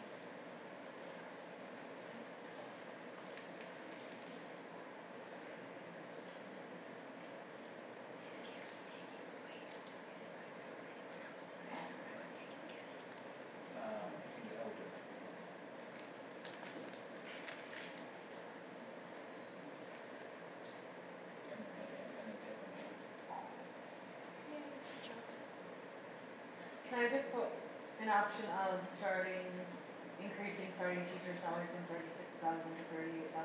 Just separate, Yeah. okay?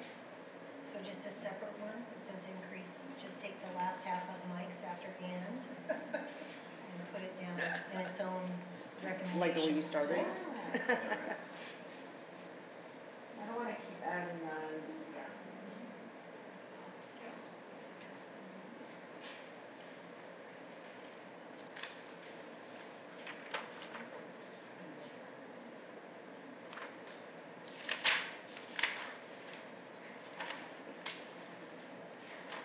Okay?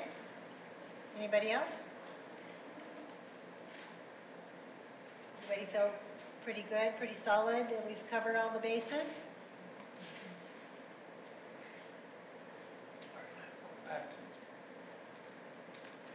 This is a question, because I don't have a percentage or a dollar amount or something in my mind, but you know the policy for when we promote someone, so if I'm going to use an example. I have a unit manager who promotes to a supervisor. Our system limits, it excludes any experience that they may have, previous experience. You just get up 1% for whatever grade. 2.5%. 2.5%. Is there a way to address that here where if you get promoted, you go back into the pile and your experience is counted again? It's not a 1% increase, or the 2% or whatever. I don't know if this is an avenue for that. So I'm asking a question. It's not necessarily an option. I'm just trying to figure out if it is, I'd like to propose it. If not, I will try to address that. I think that we need to look at decompressing the salaries for everyone, and I believe that would be a greater, bigger analysis, more comprehensive analysis than trying to address it here.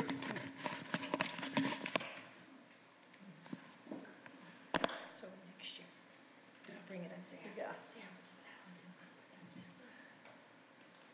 Okay? Anybody else?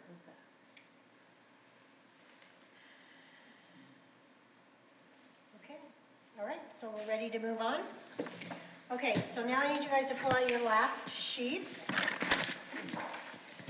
And I'm just going to go over this with you so that everybody understands what they're talking about. It's the same on both sides, so I won't get that, but anyway. The time. time. Oh, right. Okay, so you want this chicken scratches on the back, that's the one we want to look at. So for each one of the areas, benefits, cost, ease of implementation, time, and secondary impacts, you're going to use your fingers and you're going to associate a number with each of the categories. So for instance, benefits. So if you feel the benefit would be minimal, you're going to put one finger up. If you feel the benefit would be good, you're going to put 2 fingers up. If you feel the benefit would be very good, you'll put 3 fingers up. And the expect benefits will be outstanding, you put 4 fingers up. And we're going to do that for each category. Okay? Okay. And then I'm going to go around and read them off, so you have to hold them up real clear, because Barb's going to try to be managing all those numbers on this end. So if you're gonna, I'll just take this in instructions so I can read the. Okay? Okay. So our first option is a 9% increase across the board for, should that say all employees or for just employees? Do we need to clarify that anymore? I think across the board, you can add that as a clarification, but that's what I meant was across the board, all GESD employees. Okay. All right, so we're going to go for benefits. So everybody, this is going to be a challenge. Oh, yeah, if you could hold your fingers behind you. I will just do this. Okay, very good. Get So a I've little got extra stretch. in 2, there. 3, Wait, on that, I think my numb lock is messed up here. Okay, 2, 2, 3, 2, 3, 3, 2, 3, 2, 4, 4. The cost.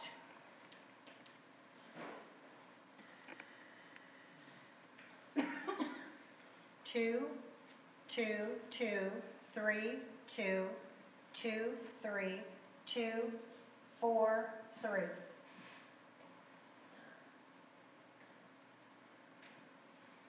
Ease of implementation. 3, 4, 2, 4, 3, 3, 4, 3, 4, 4. Time.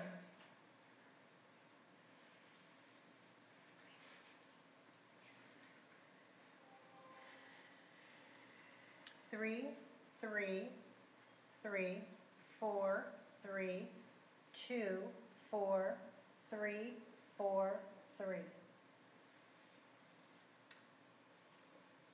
Secondary impacts.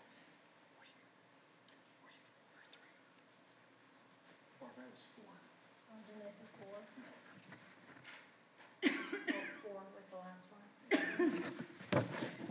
2, 4, 2, 3, 2, 1, 3, 2, 4, 4. Okay. 12% increase for certified and classified, not superintendent, assistant superintendent, directors, coordinators, assistant principals, and principals. Okay?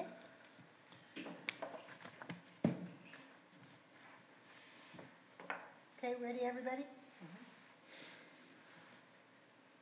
4, 2, 4, 1, 2, 4, 2, 3, 1, 2. Cost. I was 2. Okay, cost. 2, 2, 2, 3, 3, 2, 1, 2, 1, 2. Ease of implementation. 3, 3, 3, 3, 3, 3, 2, 3, 1, 3. Time. 3, 3, 3, 3, 3, 4, 3, 3, 4, 3. secondary impacts. 4, 1, 3, 1, 2, 4, 1, 3, 1, 2. Good. Good job. It's hard. You're doing this hard. Okay, 3% increase for superintendent, assistant superintendent, directors, coordinators, assistant principals, and principals. Okay, everybody got that? Okay, here we go. Ready? 2, 2, 2, 2. Okay, wait. Sorry. Let me start again. Sherry done? Okay, ready? We're gonna start over. Okay, 2, 1. She's like, I'm in, I'm out, I'm in. I was really trying to reread it. Sherry done. Keep your finger out. Okay, I got it. Start. 2, 1, 2. 2, 2, 2. 1, 2, 1, 1. Cost.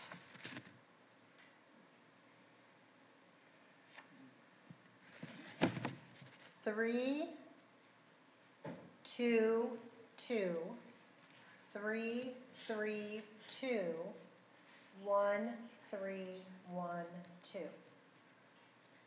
Okay? Ease of implementation.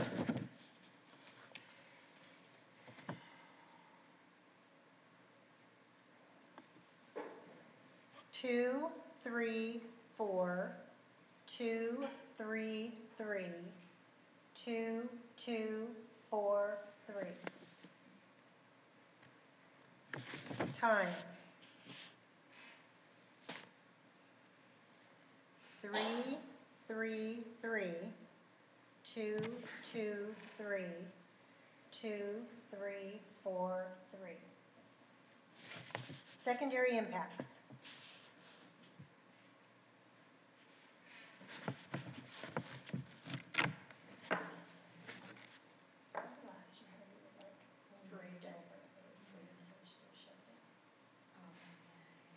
We can do it after this one. This one is 3% increase for superintendent. Okay. Assistant superintendent. Okay. Okay, ready? 2, 1. I gotta get, sorry. Okay, I'm sorry. Go. 2, 1, 3, 1, 2, 2, 1, 3, 1, 1. Do you know Jerry how to fix it? So, Can you hit save I first? don't correct this. Greg does? I think I go. How to freeze panes. To freeze so the first column stays while she moves Yeah, over. if you, Do I highlight that, G? no, F? F? Well, I think, yeah. Go to view bar. Freeze pane. It's a little fuzzy. It's a little hard to see the screen. Up. This one, right? The third one? You can, yeah. Okay, ready? Are you ready? It didn't work. So go back, Barb, because I know how, so go to view, freeze panes. Unfreeze panes. Go to the first column that has the number 2 in it at the top under benefits. Right here? Just click in the box, in the cell that has the number 2. Here? Well, up, no, the first one. There you go. Go to freeze panes, first option. You should be able to scroll back and forth, I think, if I'm right. Yeah. And up and down. Way to go, Monica. Excellent. She's good with it. Okay, classified employees making less than $12 an hour would be moved to $12 an hour. Okay?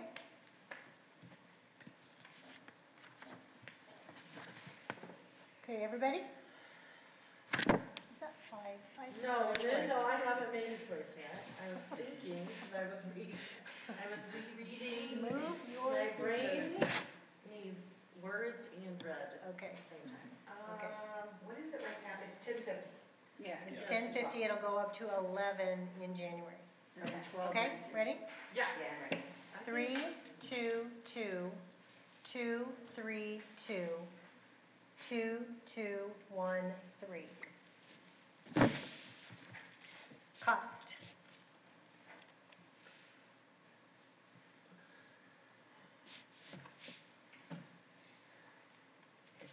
Two, 2, 3, 3, 2, 3, 1, 3, 1, 2. Ease.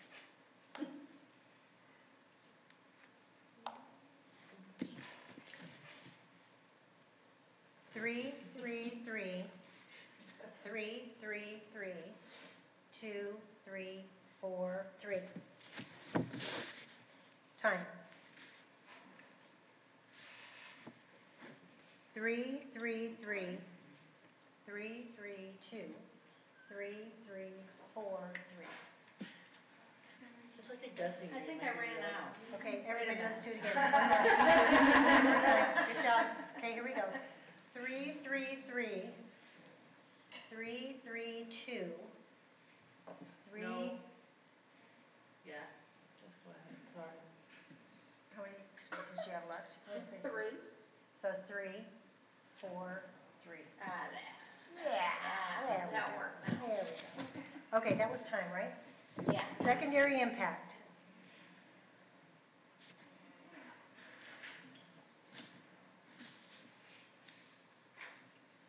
Okay, ready? Here we go. 2, 2, 2, 3, 3, 3, 2, 3, 1, 3. Ready, go. Okay, next one. 12% increase for certified and classified, not superintendent, assistant superintendent, directors, coordinators, assistant principals, and principals, or classified employees making less than $12 an hour would be moved to $12 per hour, whichever is greater. Okay, got that one? That was a mouthful. All right. Okay, ready? 4, My God. 2, 4, 1, 3, 4, 1, 3, 1, 1. Cost.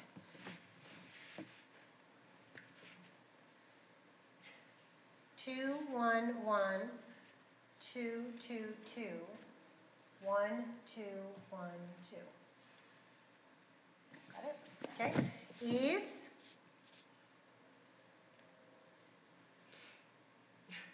2, 2, 3, 2, 3, 4, 2, 3, 4, 3. Time. Yeah, I've been focused on my paper. Time, ready? Yeah. Okay. 3, 3, 3, 3, 3, 3, 2, 3, 4, 3. And secondary impacts.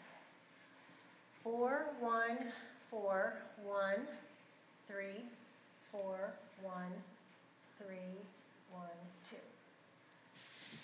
Okay. Good job, guys. We're moving along here. Here's another mouthful. Okay. 12% increase for certified and classified, not superintendent, assistant superintendent, directors, coordinators, assistant principals, and principals.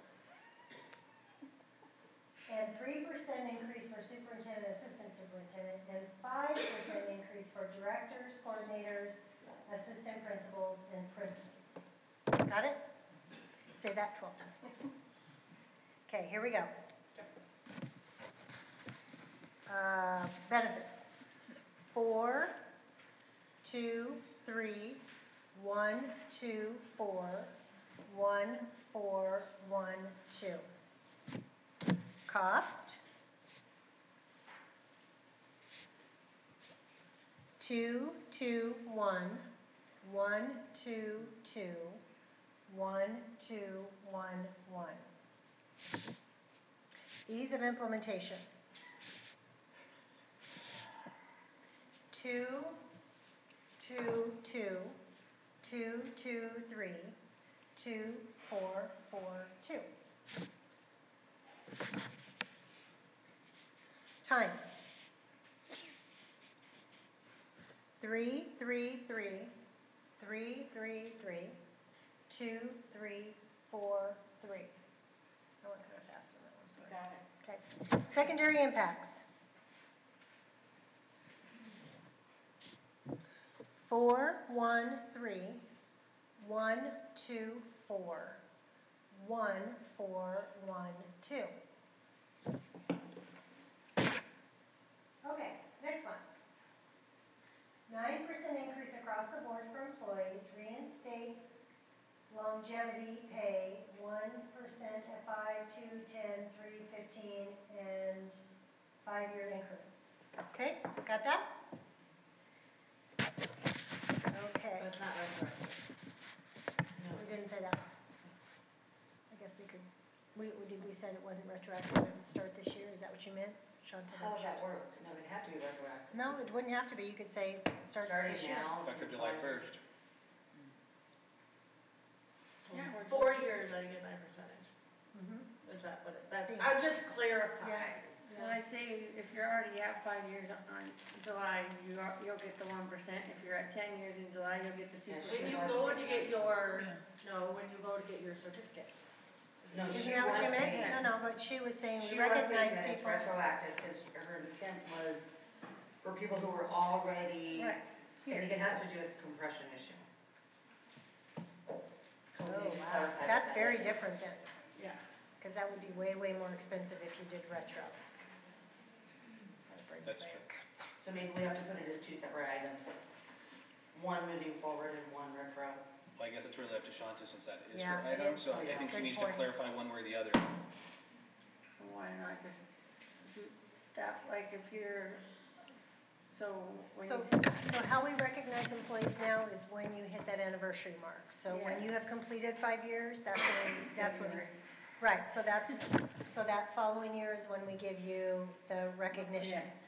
But we don't go back when you're at year, so like if, let's say you're at year 15, right now, Yeah. I'm not gonna go back and give you a 5-year pin and a 10-year pin, I'm No, gonna no. wait till 15. No, not like that. Okay. Like if you're, yeah, because you're only getting it at the 5-year mark, so at 5 years, you're not gonna get another one at 6 years. Right, another- so what she's saying is when we recognize you, the year we recognize you at the 5-year increment, Yeah. that's when you get the percentage, not retroactive. So it's Yeah. effective July 1st moving forward. So what you said is right. Right, that's why I just wanted to make clarification, because I'm at year 11. You wouldn't go back and give me my 2%. Right. I'd wait until I get my 15 Yeah. year and get my 3%. Yeah. Okay, Got it. so not retro, we will probably want to have that retroactive. Thank you for that clarification, Shanta. Okay, so everybody ready? Well, I thought you wanted me to add. Sorry, I'll wait. Just say, whoa, Barb. Okay.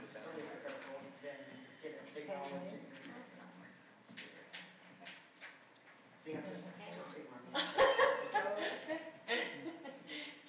Just ignore me. Just say yes. I like that. Okay, everybody? Okay.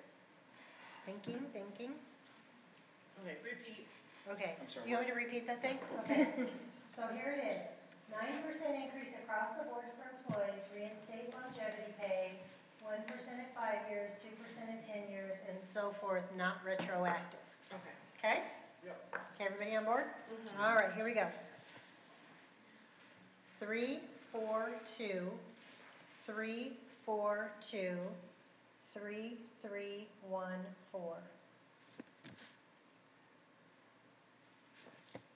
Cost. 1, 2, 2, 1, 2, 2, 3, 1, 1, 1. Ease.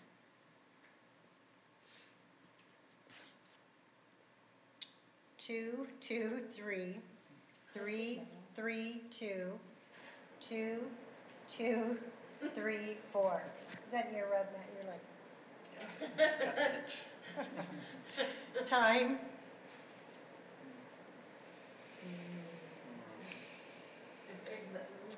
Yeah. Go with your gut. Yeah. Okay, 2, 2, 2, 1, 3, 2, 1, 1, 3, 2. Remember, we had the discussion about secondary impacts like way long ago. Okay, secondary impacts. Two different things.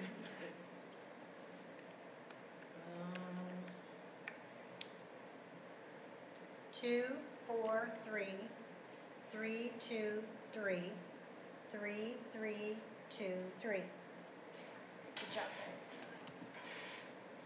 All right, so we're on the home stretch.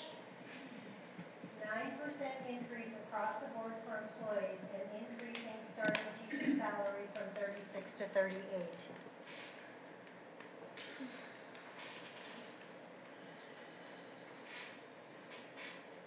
Ready? 2, 3, 2, 4, 3, 2, 4, 3, 4, 4.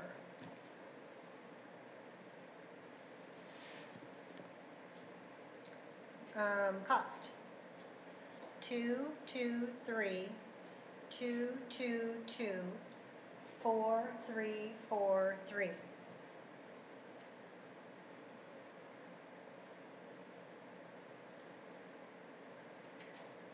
Next one. 4, 4, 4, 3, 4, 2, 4, 4, 4, 4.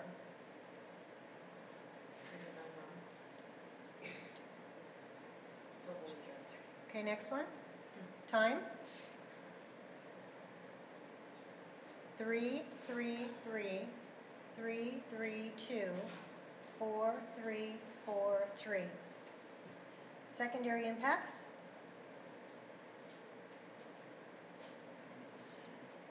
3, 3, 3, 4, 2, 3, 3, 2. 4, 3, 2. Oops, start again, guys.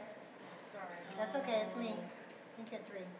3, 3, 3, 4, 2, 3, 3, 2, 4, 4. That was secondary impacts, right? Yeah. Okay, last one.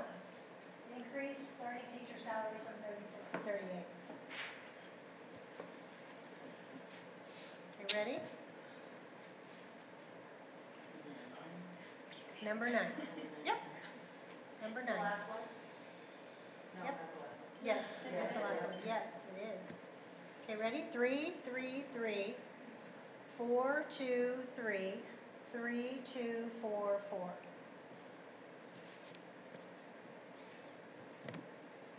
Okay, cost.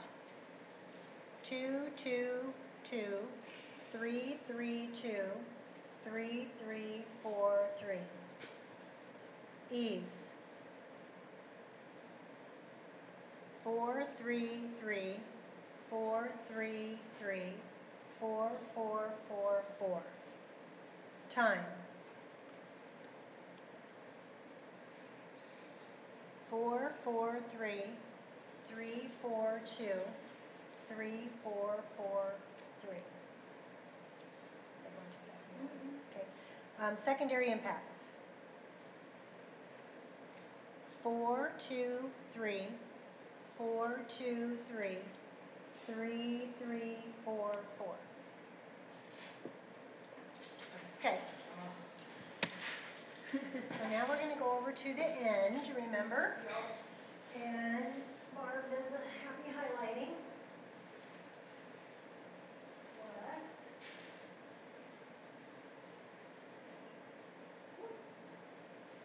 Yeah, there. Okay, so hello. I think you're doing a wonderful job, but You are doing an excellent job, Barb. Thanks, You have the hardest job in the house. We all know that. Number 1. Okay, so we have a 14.70, which looks like that might be yellow. Would everyone agree with that? Yeah. Okay. Oh, yeah. Well, I'm trying to get them all Good on job. there. Keep going a little bit more. Okay. I just need to see the numbers, not what they are. That's it. Here you go. Perfect. Good job. Ooh, we have 16 and 13. Okay, so if we do, you want to start out with the top 3 guys? Yes. Sure, well, the top 3 include one of the. They're the same. Oh. So the 15.70 is inclusive of 1 and. Oh, good point. So we just want to highlight 8 and 9? No, just 8. I like this one, right? Well, 9's in. Yeah, well, Nine it's so in, then- yeah, 9 is an 8, 1 is an 8. Yeah. 8 is like All of it, right? the highest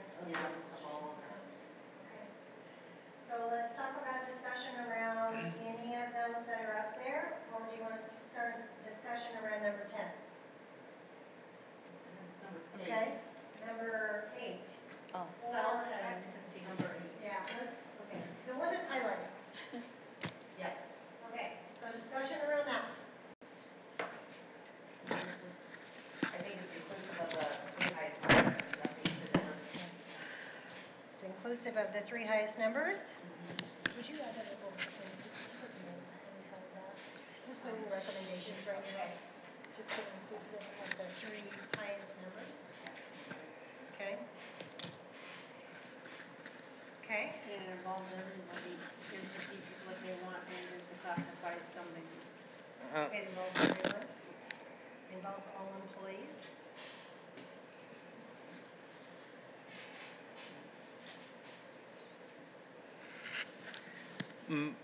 My concern is it's great that we're rewarding all employees in the district, but I know for a fact that my 9% increase will be much different than a coordinator's increase, a assistant soup's increase, a principal's increase, an assistant principal's increase.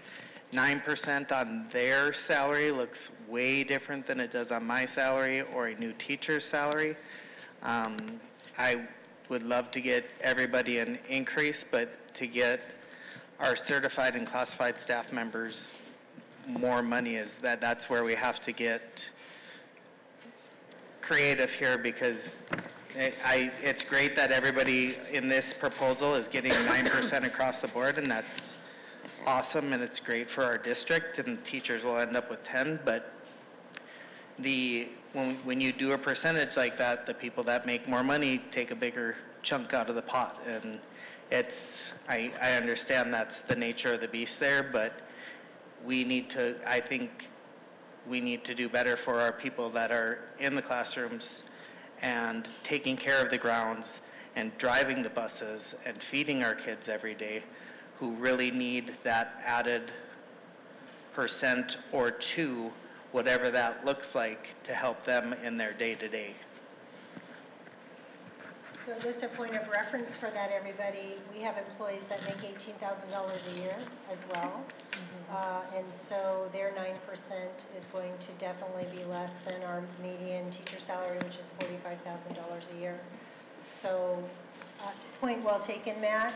When you look at everybody, that's absolutely true. Our $10 an hour, $10.50 an hour employees are going to receive much less of a raise, 9%, than our $45,000 a year folks as well.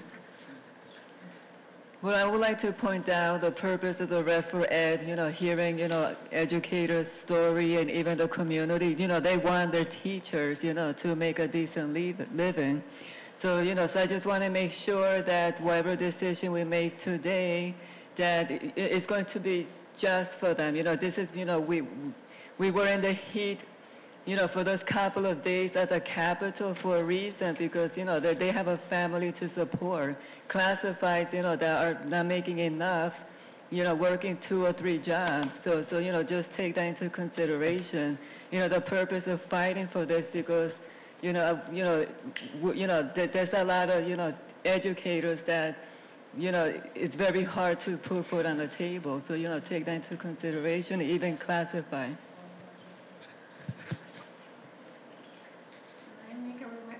Maybe adding the one I did with the $12 one, adding that to that one with the 9% for, because then. So we could actually talk about that as a separate option? Yeah. If you want to, you could, we could recommend more than one option out there. I think. Does that help? Yeah. Because then you're already having to give it to them in 2 years anyway. Why not give it to them now? Not have to worry about it, and then give them also that 9% raise, and then you will all. Of course, I'm talking about myself too, but everyone else has it, gets a chance to get that 9%, but then they also have to feel, okay, I got the $12. I don't have to worry about getting a 3-cent raise in January or anything like that, because they already have it. And you already have it in place, and you don't have to worry about it down in 2 years going, oh, how many more employees there? Just in case there's no money 2 years down the road, we at least have it now.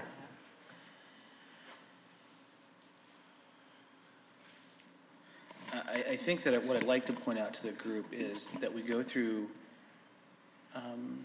a rating scale.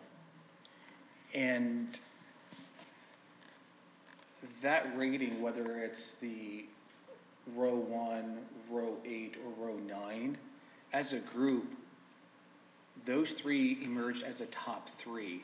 And I think it's dangerous to deviate from that because we don't like the outcome of that scoring. And I think the scoring itself is to get us to the point where the 3 highest or the 3 biggest topics emerge. And so I'd like for the group to consider that. Going back to the drawing board because we don't like the end result, I think is counterproductive to the purpose and why we're doing what we're doing. So I'd like for the group to consider that. I understand that, but then we have to consider that there really wasn't a drawing board because Mr. Quintana basically said before he left that it was a 9% increase for all employees across the board. And we're moving the new teacher pay from 36 to 38, which is great. So really, if we want to be picky with language, there wasn't really a drawing board at all. You came in and told us that we're going to receive a 9% increase across the board, plus the 1.06, so teachers will get the 10.06, and that is where the discussion was started and jumped off from. So really, for it to be a true drawing board, it should have been blank and said, this is what the percentage of an increase for certified is, this is what a percentage for an increase for classified is, this is what a percent for increase for administration would look like, and then we should have worked from there. We were led as a group, which it's awesome, it's going to be significant for us as a district, whatever we end up deciding, but if it's truly a clean slate drawing board, we should have started from the beginning and worked the numbers. You guys came in and gave us, here's the money, everybody can get 9%. And I have to agree with Matt, and we didn't obviously discuss this before coming here, but that's the point I tried to make before we put up the options, is that there was an option given to us and that we needed to think outside the box. I agree with Jenny and my team. We literally have talked over the weekend and go, where is this movement supposed to be taking us? The whole point that the governor gave us more money was not because, hey, districts need more money. It was the fact that districts and teachers and support staff who did not earn money during that time went out there and fought for it. And I get that the board and our administration here in Glendale was supportive, because I am super thankful that they were supportive and came down there, and I did see principals and assistant principals, especially from my site, down there bringing us food and snacks and stuff. But again, it comes down to who are we looking at and what is their pay giving them?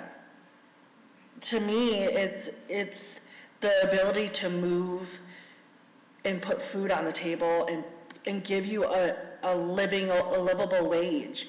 And we have classified members that need to be able to do those things. And like they said, we have teachers that are working 3 jobs. I work 4 different jobs in a year just so that I can live with a roommate in a house I own. That's a problem in this world. I mean, I think we have to consider, and that's why I was trying to bring us for more options and push us to think outside the box and differentiate and choose where we were going. And of course 9% is going to be high. The expected benefits will be outstanding because everybody's getting the same amount. Yes, we're not going to say no to that. A 9% is better than a 1%. A 9% for administration is amazing. That is outstanding because we haven't had it for years. But to say that just because that's the area we went, because I knew before we even voted it was going to be the highest. I knew it because it was given to us, it was told to us, and again, it gives everybody this greatest feeling that, oh yay, but it doesn't give the people that are at the bottom the best feeling. I can guarantee that. I can guarantee the people that are not sitting in this room because they're working 3, 4 jobs are not happy with that answer. Because it's still not going to get them from working those other jobs. And that's a problem that we have. And I know we can't fix it all in one year, and hopefully the governor will keep bringing back money, but at least we could have made a difference, or a little bigger difference than just 9% for certain people. And I will go back to the drawing board if we need to. I will modify and adjust, but I don't agree with just saying 9% because, like I said, I knew it was going to go. I mean, we were told a week ago, no, a couple days ago, when we met here, this is what we're telling you, this is what we know we can do. And that to me is not meet and confer. That is, here's a proposal, do you like it or not? Send it back, nope. And that's the meet and confer we don't want. And that's what we did. But Megan, we discussed 9 separate options, so I guess I'm confused about that. Because there were 9 separate options, it's not, we didn't only go with one option that we were discussing, there were 9 separate options that came from the team. So how is that not, I mean, we rated them individually just like we did every other decision that we made this year. I'm just confused about that statement.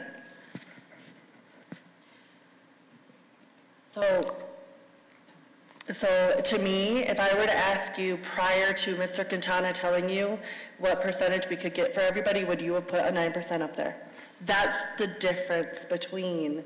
What I would have said is I would have said to Mike, I would have said, Mike, how much could we do within, just like we did when we looked at the numbers, how much could we do if we did it for everyone? So for me, it felt like they were trying to already kind of think that through. I didn't feel pressured that I thought that that was the right choice. And I'm not saying that it's a pressure. I'm saying that when somebody gives you something and says, hey, this is what we can do, usually if it's decent enough, you're going to go, alrighty, I'll go with it. And that's what we did. Because we know it'll make everybody just as happy. Now, happy right now, but when they see their paycheck in 3 months, I know what that dollar amount's going to look like. Because I double-checked all those numbers before I got here. Like I said, Matt and I have been talking over and over. I know what that dollar amount can do for me, but I also have a master's degree plus 24 credits, which puts me up on the higher end of the pay scale. So to me, I would have chosen and done differently, and that's why I was asking us to move outside the box and not go with the same amount for everybody. That's why I was putting up different percentages. And yeah, people are going to be unhappy, but you also have to look at your dollar amount versus somebody else that's lower on the pay scale. And that's where I was, and then I also have been talking to my people and what did they want. So it's just, I think, a perspective thing. No right or wrong, it's just a perspective. Mm-hmm.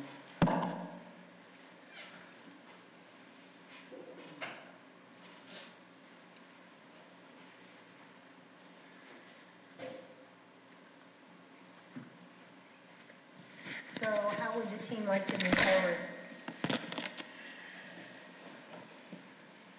Are we still in discussion, or are we, as far as deciding what grammar, because it sounds like we're at a point of discussion. So I don't know if we're going back to moving on to another option and discussing that option of the top 3, or.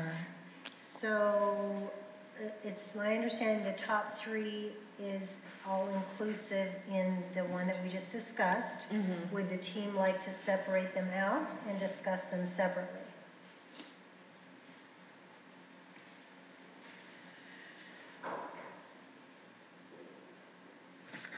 Can we caucus? So in our norms, it's a 10-minute caucus. Mm-hmm. Okay, so we will absolutely do that. Okay, thank you. So we'll be back at 6:20. Yeah, or that. 6:20. So, Silva. Monica. Sherry. Oh, Mikey Silva. Make sure mics are Mom, turned make off. it up.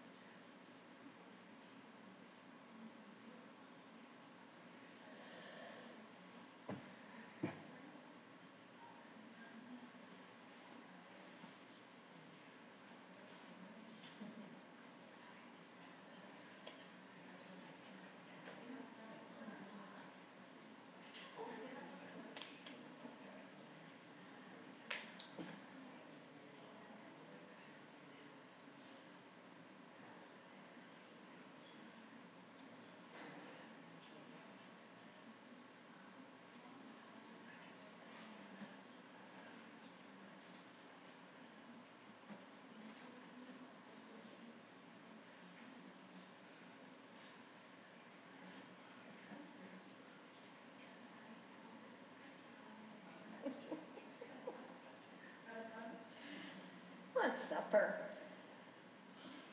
Aren't you thinking about supper? Yes. What are you gonna have?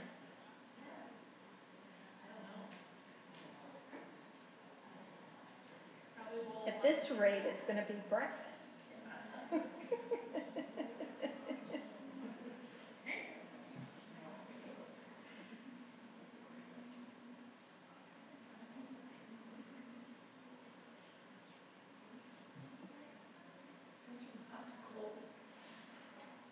You're cold now? It's freezing. It's always cold in here.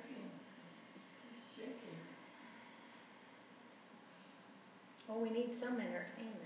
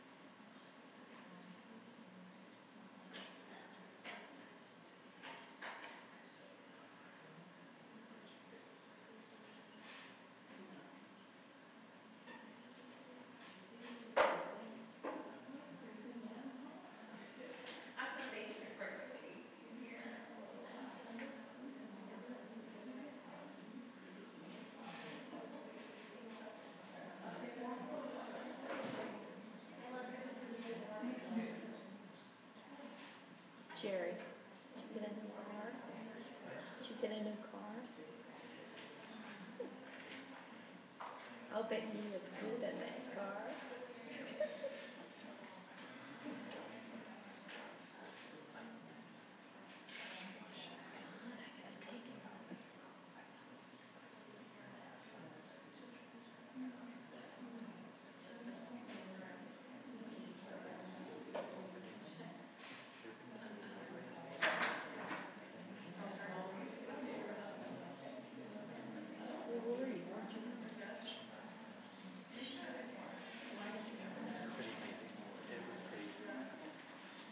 So that's a piece. I gotta see you in there. It's good looking. Yeah. Yeah, I figured that was you. Yeah.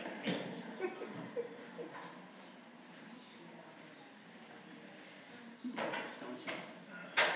I said, you love this stuff, don't you? It smells I'm like getting rain. hungry, I want some. Does it smell like rain in here? I bet you does. Sherry, down, you're having an ethereal experience. No, it smells like rain to me. I did Not Shane yet. meeting. I just did Shane meeting. Okay, 6:20. Let's go. Once again.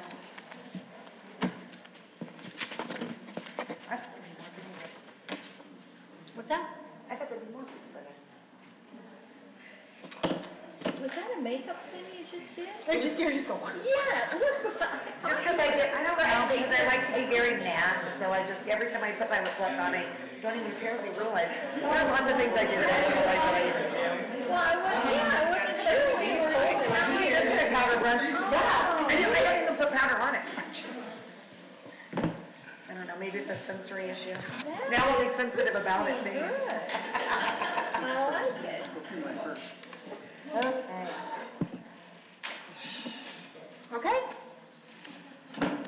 I would just like, if I could go ahead and start, and then you all can launch off. I just want to make a point in reference to Mr. Quintana's statement. I heard, and maybe you all heard differently than I did, but I did hear him say it's an option if the team chooses to do this. And I think that his recommendation was based off of what we heard from the governor, which was 9%. I don't think at any time I heard him say the expectation is that you do this. I think that what he presented was this is an option that would fit inside the budget if the team decides that. And so I just need to say that in his defense, that I felt that he was very open-ended in what he presented. If you heard it differently, I guess you could contact. I wish we had a copy of what he said, because I know he had it written and we could refer to it. But I did hear the word choice and if you choose and those kind of things. Anybody else? Yeah, I guess I'll go first. I guess I'm kind of a stickler for things. I think we followed this exact process through the whole process. And we looked at scores, everybody votes. We had no shortage of options throughout this entire process. Tonight we had 8, 9, or 10, something like that.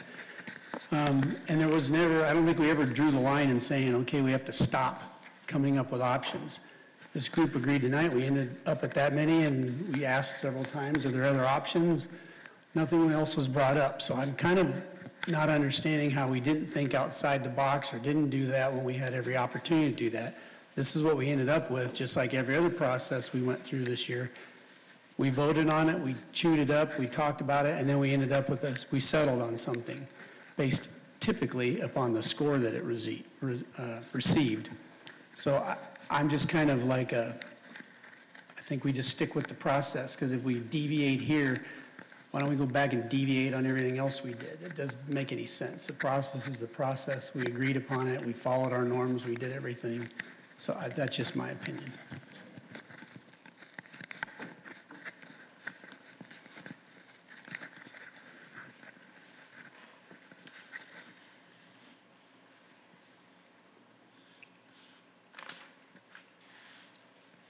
Matt, you looked like you were going to say something.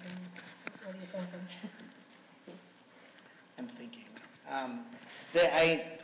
We spent 6 days at the Capitol, and the people in the House and Senate and the governor said that this is what would happen, is the money wouldn't get exactly where the money needed to get. So when we give 9% across the board, which again is awesome, everybody that works with our kids and supports our kids deserves to get an increase of some kind. But when we give 9% to that top end, that eats a huge chunk of money that could go to people who need it more. I understand we all need money, we all have bills to pay.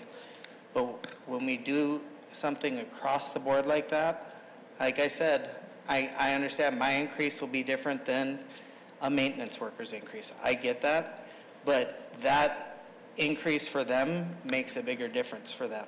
If we go as we are, we, I think, don't maximize the benefit for the employees who need it the most, and that's just my feeling. I could be wrong, but that's what I think.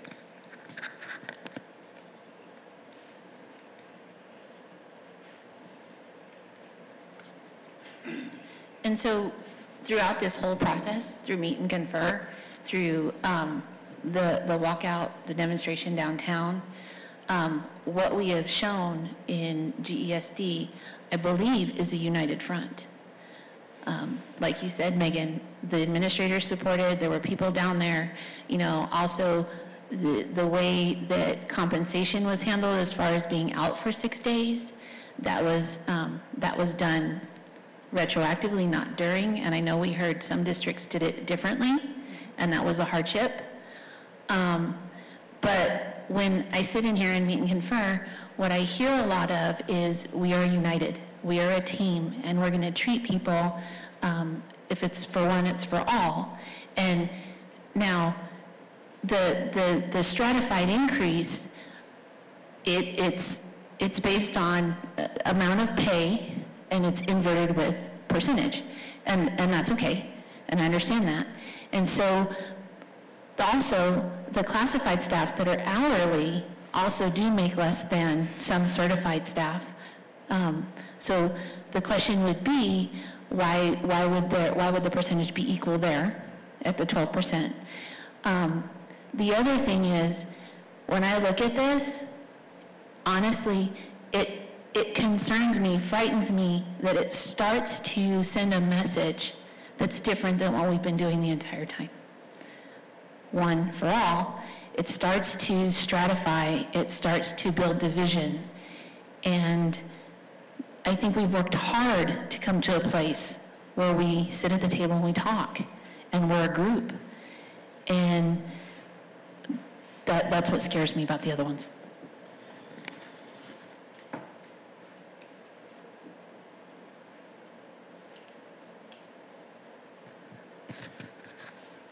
Well, like I said, the purpose of the Red for Ed is that, we've worked, for X amount of day was, for individuals, that we're struggling, where we're having a hard time. And yes, I understand, we do have a process, and this is why I said take into consideration, the staff, that they're leaving our district, they're comparing. I have a teacher actually in my school. She's going to Phoenix Union. She's going to be making $50,000 there. So she had a tremendous raise. So we need to retain our highly qualified teachers. We need to give them a decent salary. It's not fair for our kids that our highly qualified teachers are going to other districts where they're making more money to put more food on the table. And this is what I'm trying to say, take that into consideration. And also our state has changed. Any individual can replace that highly qualified teacher without being highly qualified. So we need to protect our highly qualified teachers to give our kids a good education and not going to other districts. And yes, I agree, we have a process that we're following, but we also need to take into consideration what is happening within our district every year. Our teachers are leaving.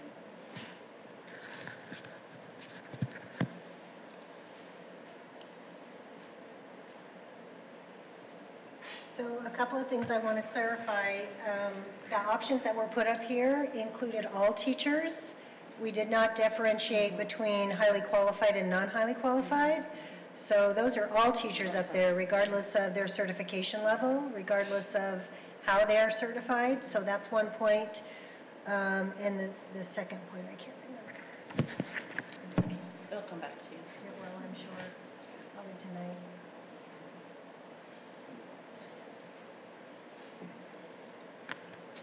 Probably today. I have no idea. I was gonna say. I guess maybe, oh, sorry. That's why I left mine. I guess maybe it might help, sorry, if you clarified the philosophy and the thought structure behind the separation. Maybe I'm not getting that, maybe I'm not understanding, so maybe if you could help that. So for me, from my background of being part of Meet and Confer, which was previously called interest-based negotiations or whatever you want to call it, we've thrown up every option possible to mankind. And I could have kept throwing up options to say, okay, 9%, great, or I could have thrown up 12% and 6% and 3%. To me, we followed the process, we went through it. I personally am fine with 9%, but I can guarantee the people that I represent will not be.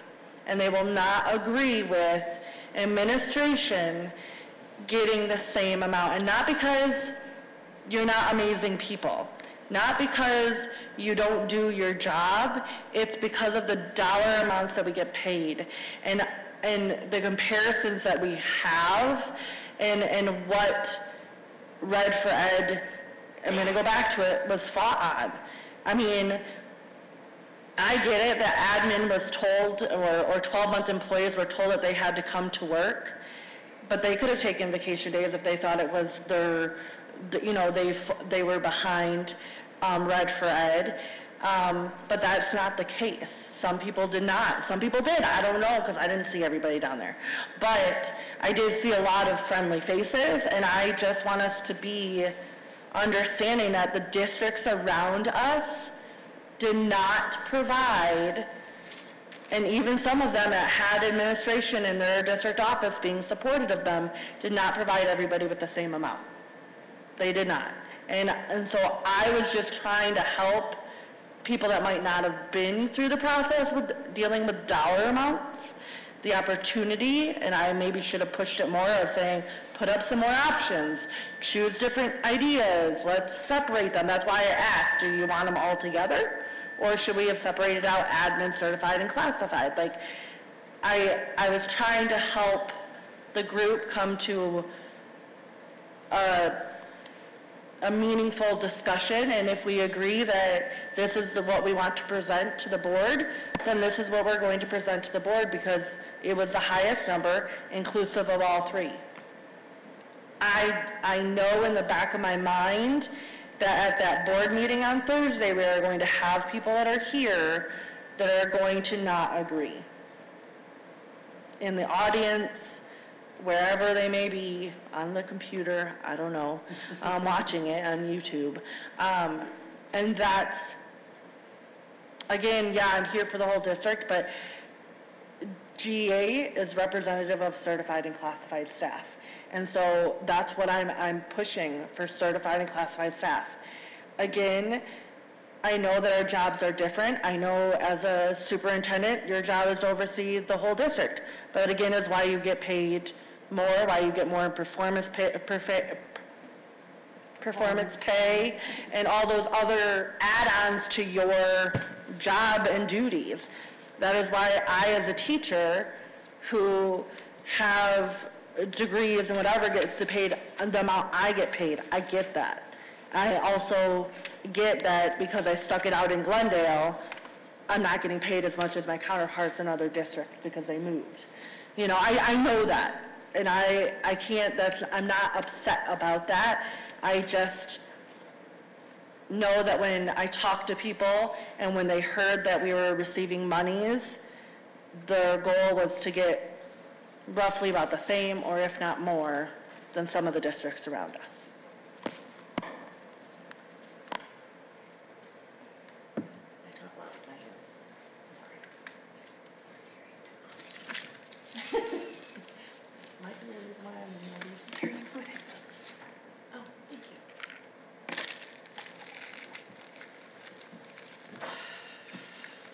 Anybody else?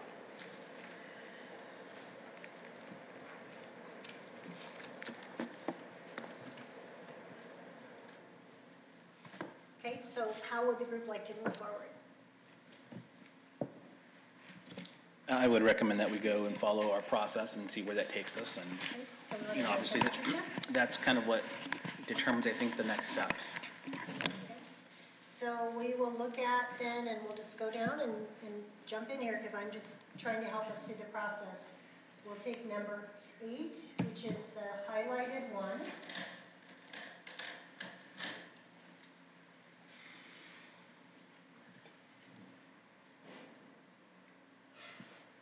And we'll just do a temperature check. Is that okay?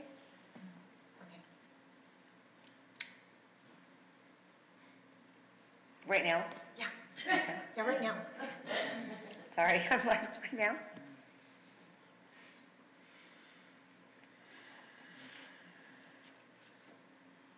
Okay? So we have 5 thumbs up and 5 thumbs down. So on the thumbs down, then, if you want to state your position or state what would make a change in your position, now would be the time to share that with us if you haven't had an opportunity to state that.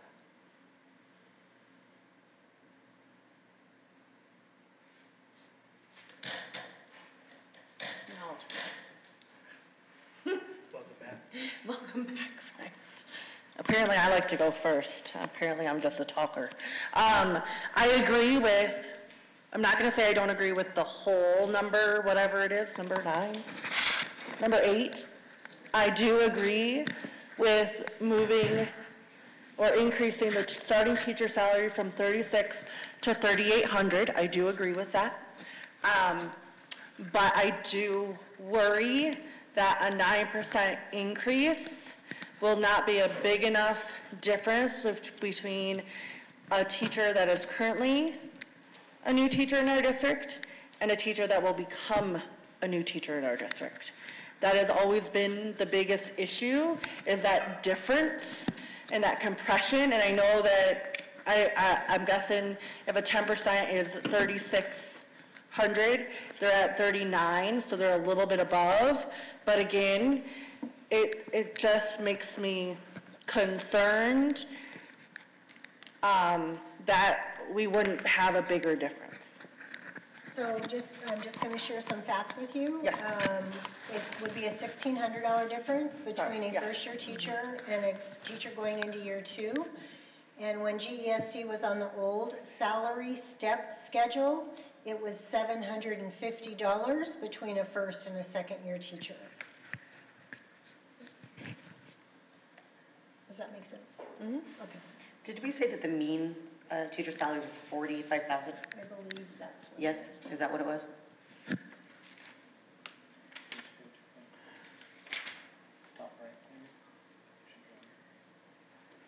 I'm just trying to see what the difference is.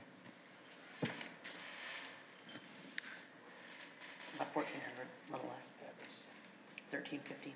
I just was trying to figure out what the difference between. This one says our district average is 42,540. Yeah, 41,254. And our peer average for our peer group is 45,606. That's what it was, the state average. Okay, thanks. I just was trying to look at. Or 41. based on- 41. 41.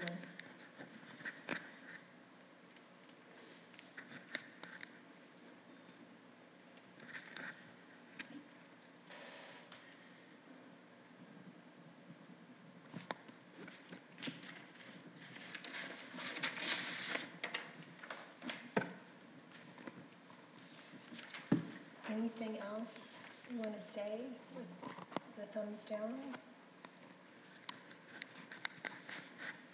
Besides Megan? I just love to talk, don't y'all know that by now?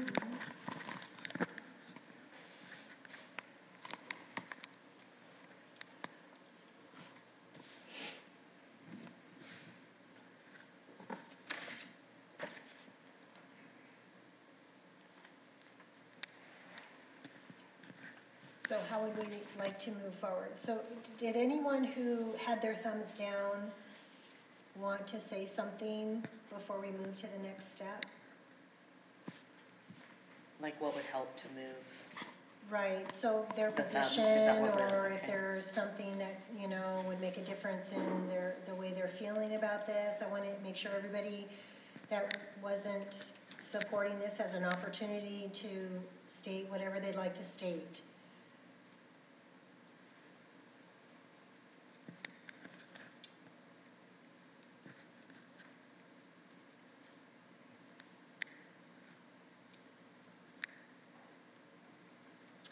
So, but, were you gonna talk now? Go ahead. Nope. Are you gonna share something? What? Go. Well, I guess my hope was that we could do better for our certified and classified staff members. If this is the best that we can do, I guess I can move my thumb to the side and live with it. But I would have liked to have done better for our certified and classified members. Why are we sticking with only one of those when normally we have 3 or 4 options regardless of what the score is? I think maybe it was because number I mean, 8 it puts 3 included together, 9 together. and 1. Well, I know, I mean, you put 3 of them together, but you have other options in there too, why? So usually, and so to answer your question, usually during the process, we make sure that whatever our choices are, go back and do they, I'm missing a word about our interests. Do they support all of our interests? Do they answer our interests? So we didn't put interests up there because we all believe, or hopefully we all believe, that an interest is to give people a pay raise, to build morale, to do all those things that normally our interests would be up there. In hindsight, I think we should have put them up there, just so that we could have identified and reminded ourselves what those are, because, or at least had a discussion about those prior to going in. But that's usually why there's multiple, because we need multiple answers to help support our interests in this process. So why not just do 9 and 1 and then one of the other options instead of doing 8? So I would agree with number 9. I can give a thumbs up for number 9, because I think that will, again, help us attract highly qualified staff, which is one of the governing board meet and confer interests. I don't agree with a 9% across the board. That is where I am at right now. That is my temperature check for everybody. And I'll stop talking. I mean, it looks like everyone pretty much agreed with number 9 with the 16. It's bigger than the other.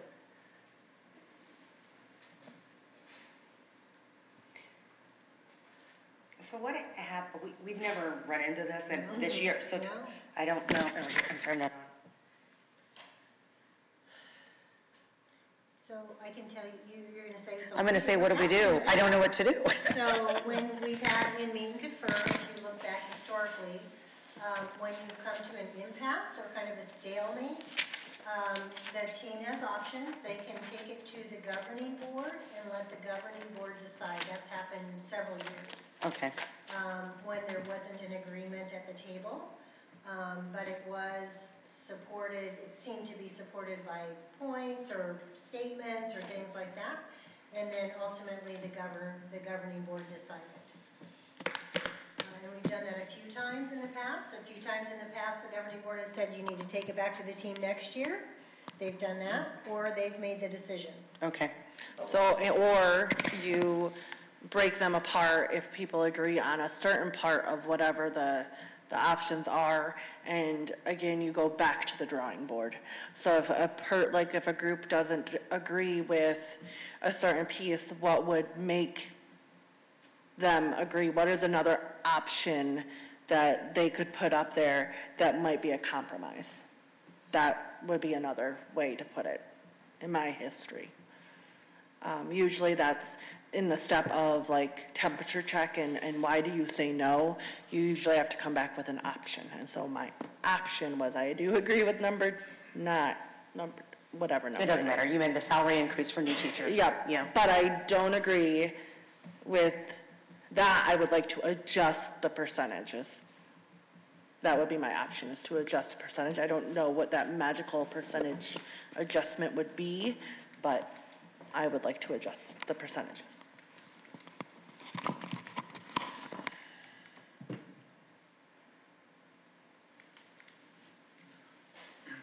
I think I'm just going to probably reiterate what Greg said. I think there's always dangers in kind of moving the goalpost every time. And so to keep the integrity of the process, I think that, the board could decide which direction to go and have them address that. I think we have all articulated all of our concerns, right, wrong, or indifferent, and the board ultimately can decide how they want to proceed, and deviate from whatever has or hasn't been discussed here today. But I don't think we can. With what I know about the interest-based negotiations process, every person that voted no needs to tell why, and they need to bring an option to the table. And we haven't done that. But if you can't force them to do it, Megan. Right, I'm not forcing any, but we need to, again, rethink. And maybe that is giving us a 10-minute break, and what is an option that could go up there that would make us compromise?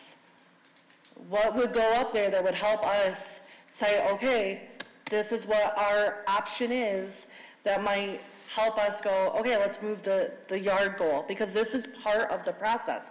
We've never been here before because we've never had the dollar amount to do this. I've been here before.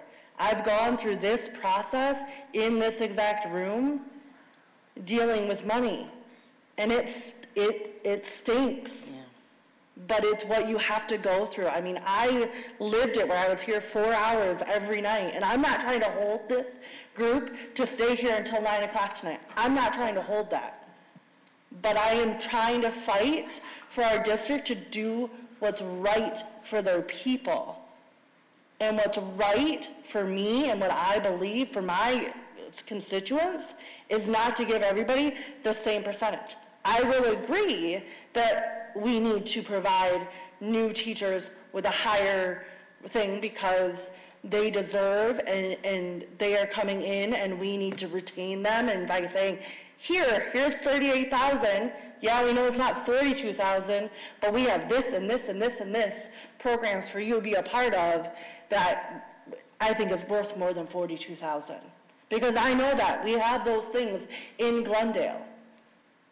But you're not retaining teachers because we don't have the support for them. You're not retaining your classified because you don't have the support for them. And that is the problem. And so I'm just looking at you because you asked the question, not because I'm like talking to Mike. So I know Monica did that earlier when she was talking. I don't think she was purposely just talking to me. She just, I look at one person and that's who I talk to. So you got it. Yeah, no. So might I pose something? If we were able to compartmentalize pieces of that and agree on it as a team and move those forward as recommendations, and the portion that we can't agree on, we could let the board decide. See, I don't want the board to decide. I want us to come to an agreement. Sorry, I didn't do it with my microphone. Am I loud enough? Is the machine on?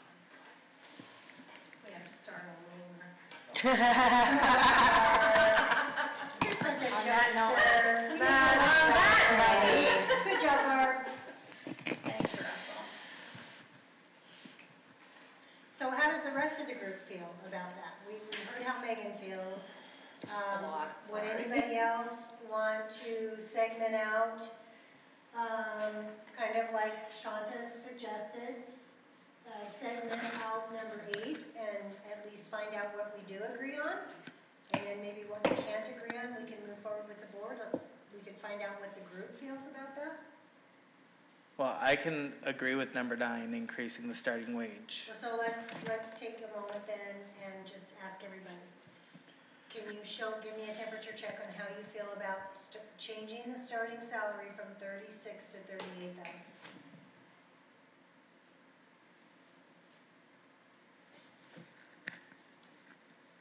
So am I to feel okay with saying that would be a recommendation to the board regardless of what else we agree on? Right. That Yes. that's a recommendation? Yes. Okay, cool. Good job, team. Yay! Small wins. Small wins. Good job. Right. Thank you. All right, so then the second portion is the salary increase. So what are your recommendations about how we would move forward with that?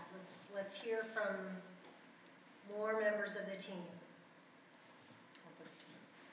Our team. The whole Our team. Our team. Here. The meet and confer team. Absolutely.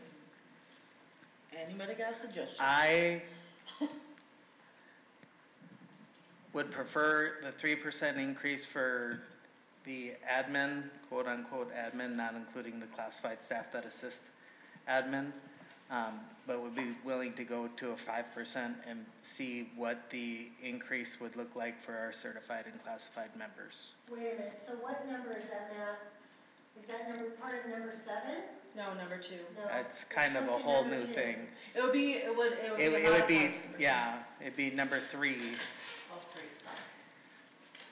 3, go 3 to 5, and then see what kind of increase we can put on top for certified and classified staff. To the top. Barb? Thank you. So, are you talking about number 5? Nope. Number 6? What number are you talking about?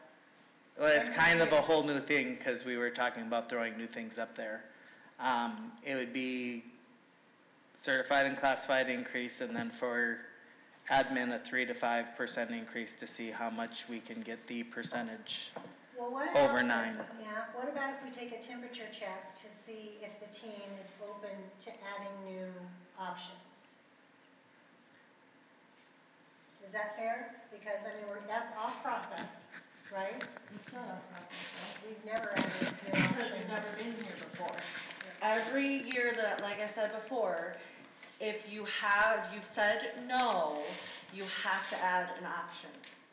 You have to have an option that would make you compromise, or at least put out there to maybe get everybody to agree or live with. That is what I've lived through. Okay, okay, so Matt, go ahead and state your new option. Taking it off of, well, wait a minute. What we've done is we've looked at the current option that you can't agree with, and you have to recommend A new option Okay? that you, maybe people can agree with. Barb, can you scroll it back over so I can see the total, pretty please? Because we've agreed with part of the, well, with one of the. Okay, so Matt, you wanna, Okay, so I have to say something though, because we were committed just till 6:30, and so I have children, I'm just really worried about what to do. I don't have the ability to for it just to continue without daycare. So if we're gonna continue the process, I would like to talk about coming back at a different time. I'm sorry, you have kids too? I'm with her Thanks. because I do have to be at work at 10 o'clock and I haven't been Yeah. to bed since yesterday. I mean, I don't think we just can't go and go and go. that's a good point. I'm Thank so you for sorry. bringing Well, that I'm up. sorry. No, Well, no, I'm over here sorry. having a total panic attack because my kids are home alone. So, And we need It's to honor valid. them. We need to honor them. okay. So we need to decide how we're gonna move forward as a team then. Are we gonna reconvene, or how do you wanna move forward? Do you wanna put up options? I would suggest us reconvening. I vote to I don't know reconvene. when that would be, but I would suggest reconvening. I would imagine it will not be this week at all. No. We have promotion ceremonies every day. We're out at the schools every day, and I've got 2 nighttime promotions, and I've got a board meeting. And I'm out of town on Friday, so, we talked about an executive team, and there just wasn't a way to reconvene this week. So that means that we probably put it at next Wednesday, For me, that's okay. like next Wednesday afternoon, after you guys were checked out. Yeah. You can't go until, well, can you flex your hours? With your other job, I don't want you to. Well, no, it's not that, it's the fact that I'm now, because I'm making up my hours, that all next week is makeup hours plus the following. Right. So what time would you be available? After school. After 4? But I probably, if it's on Wednesday, I probably can ask Sophie Trout something, but I wouldn't be able to give you any different answer till tomorrow.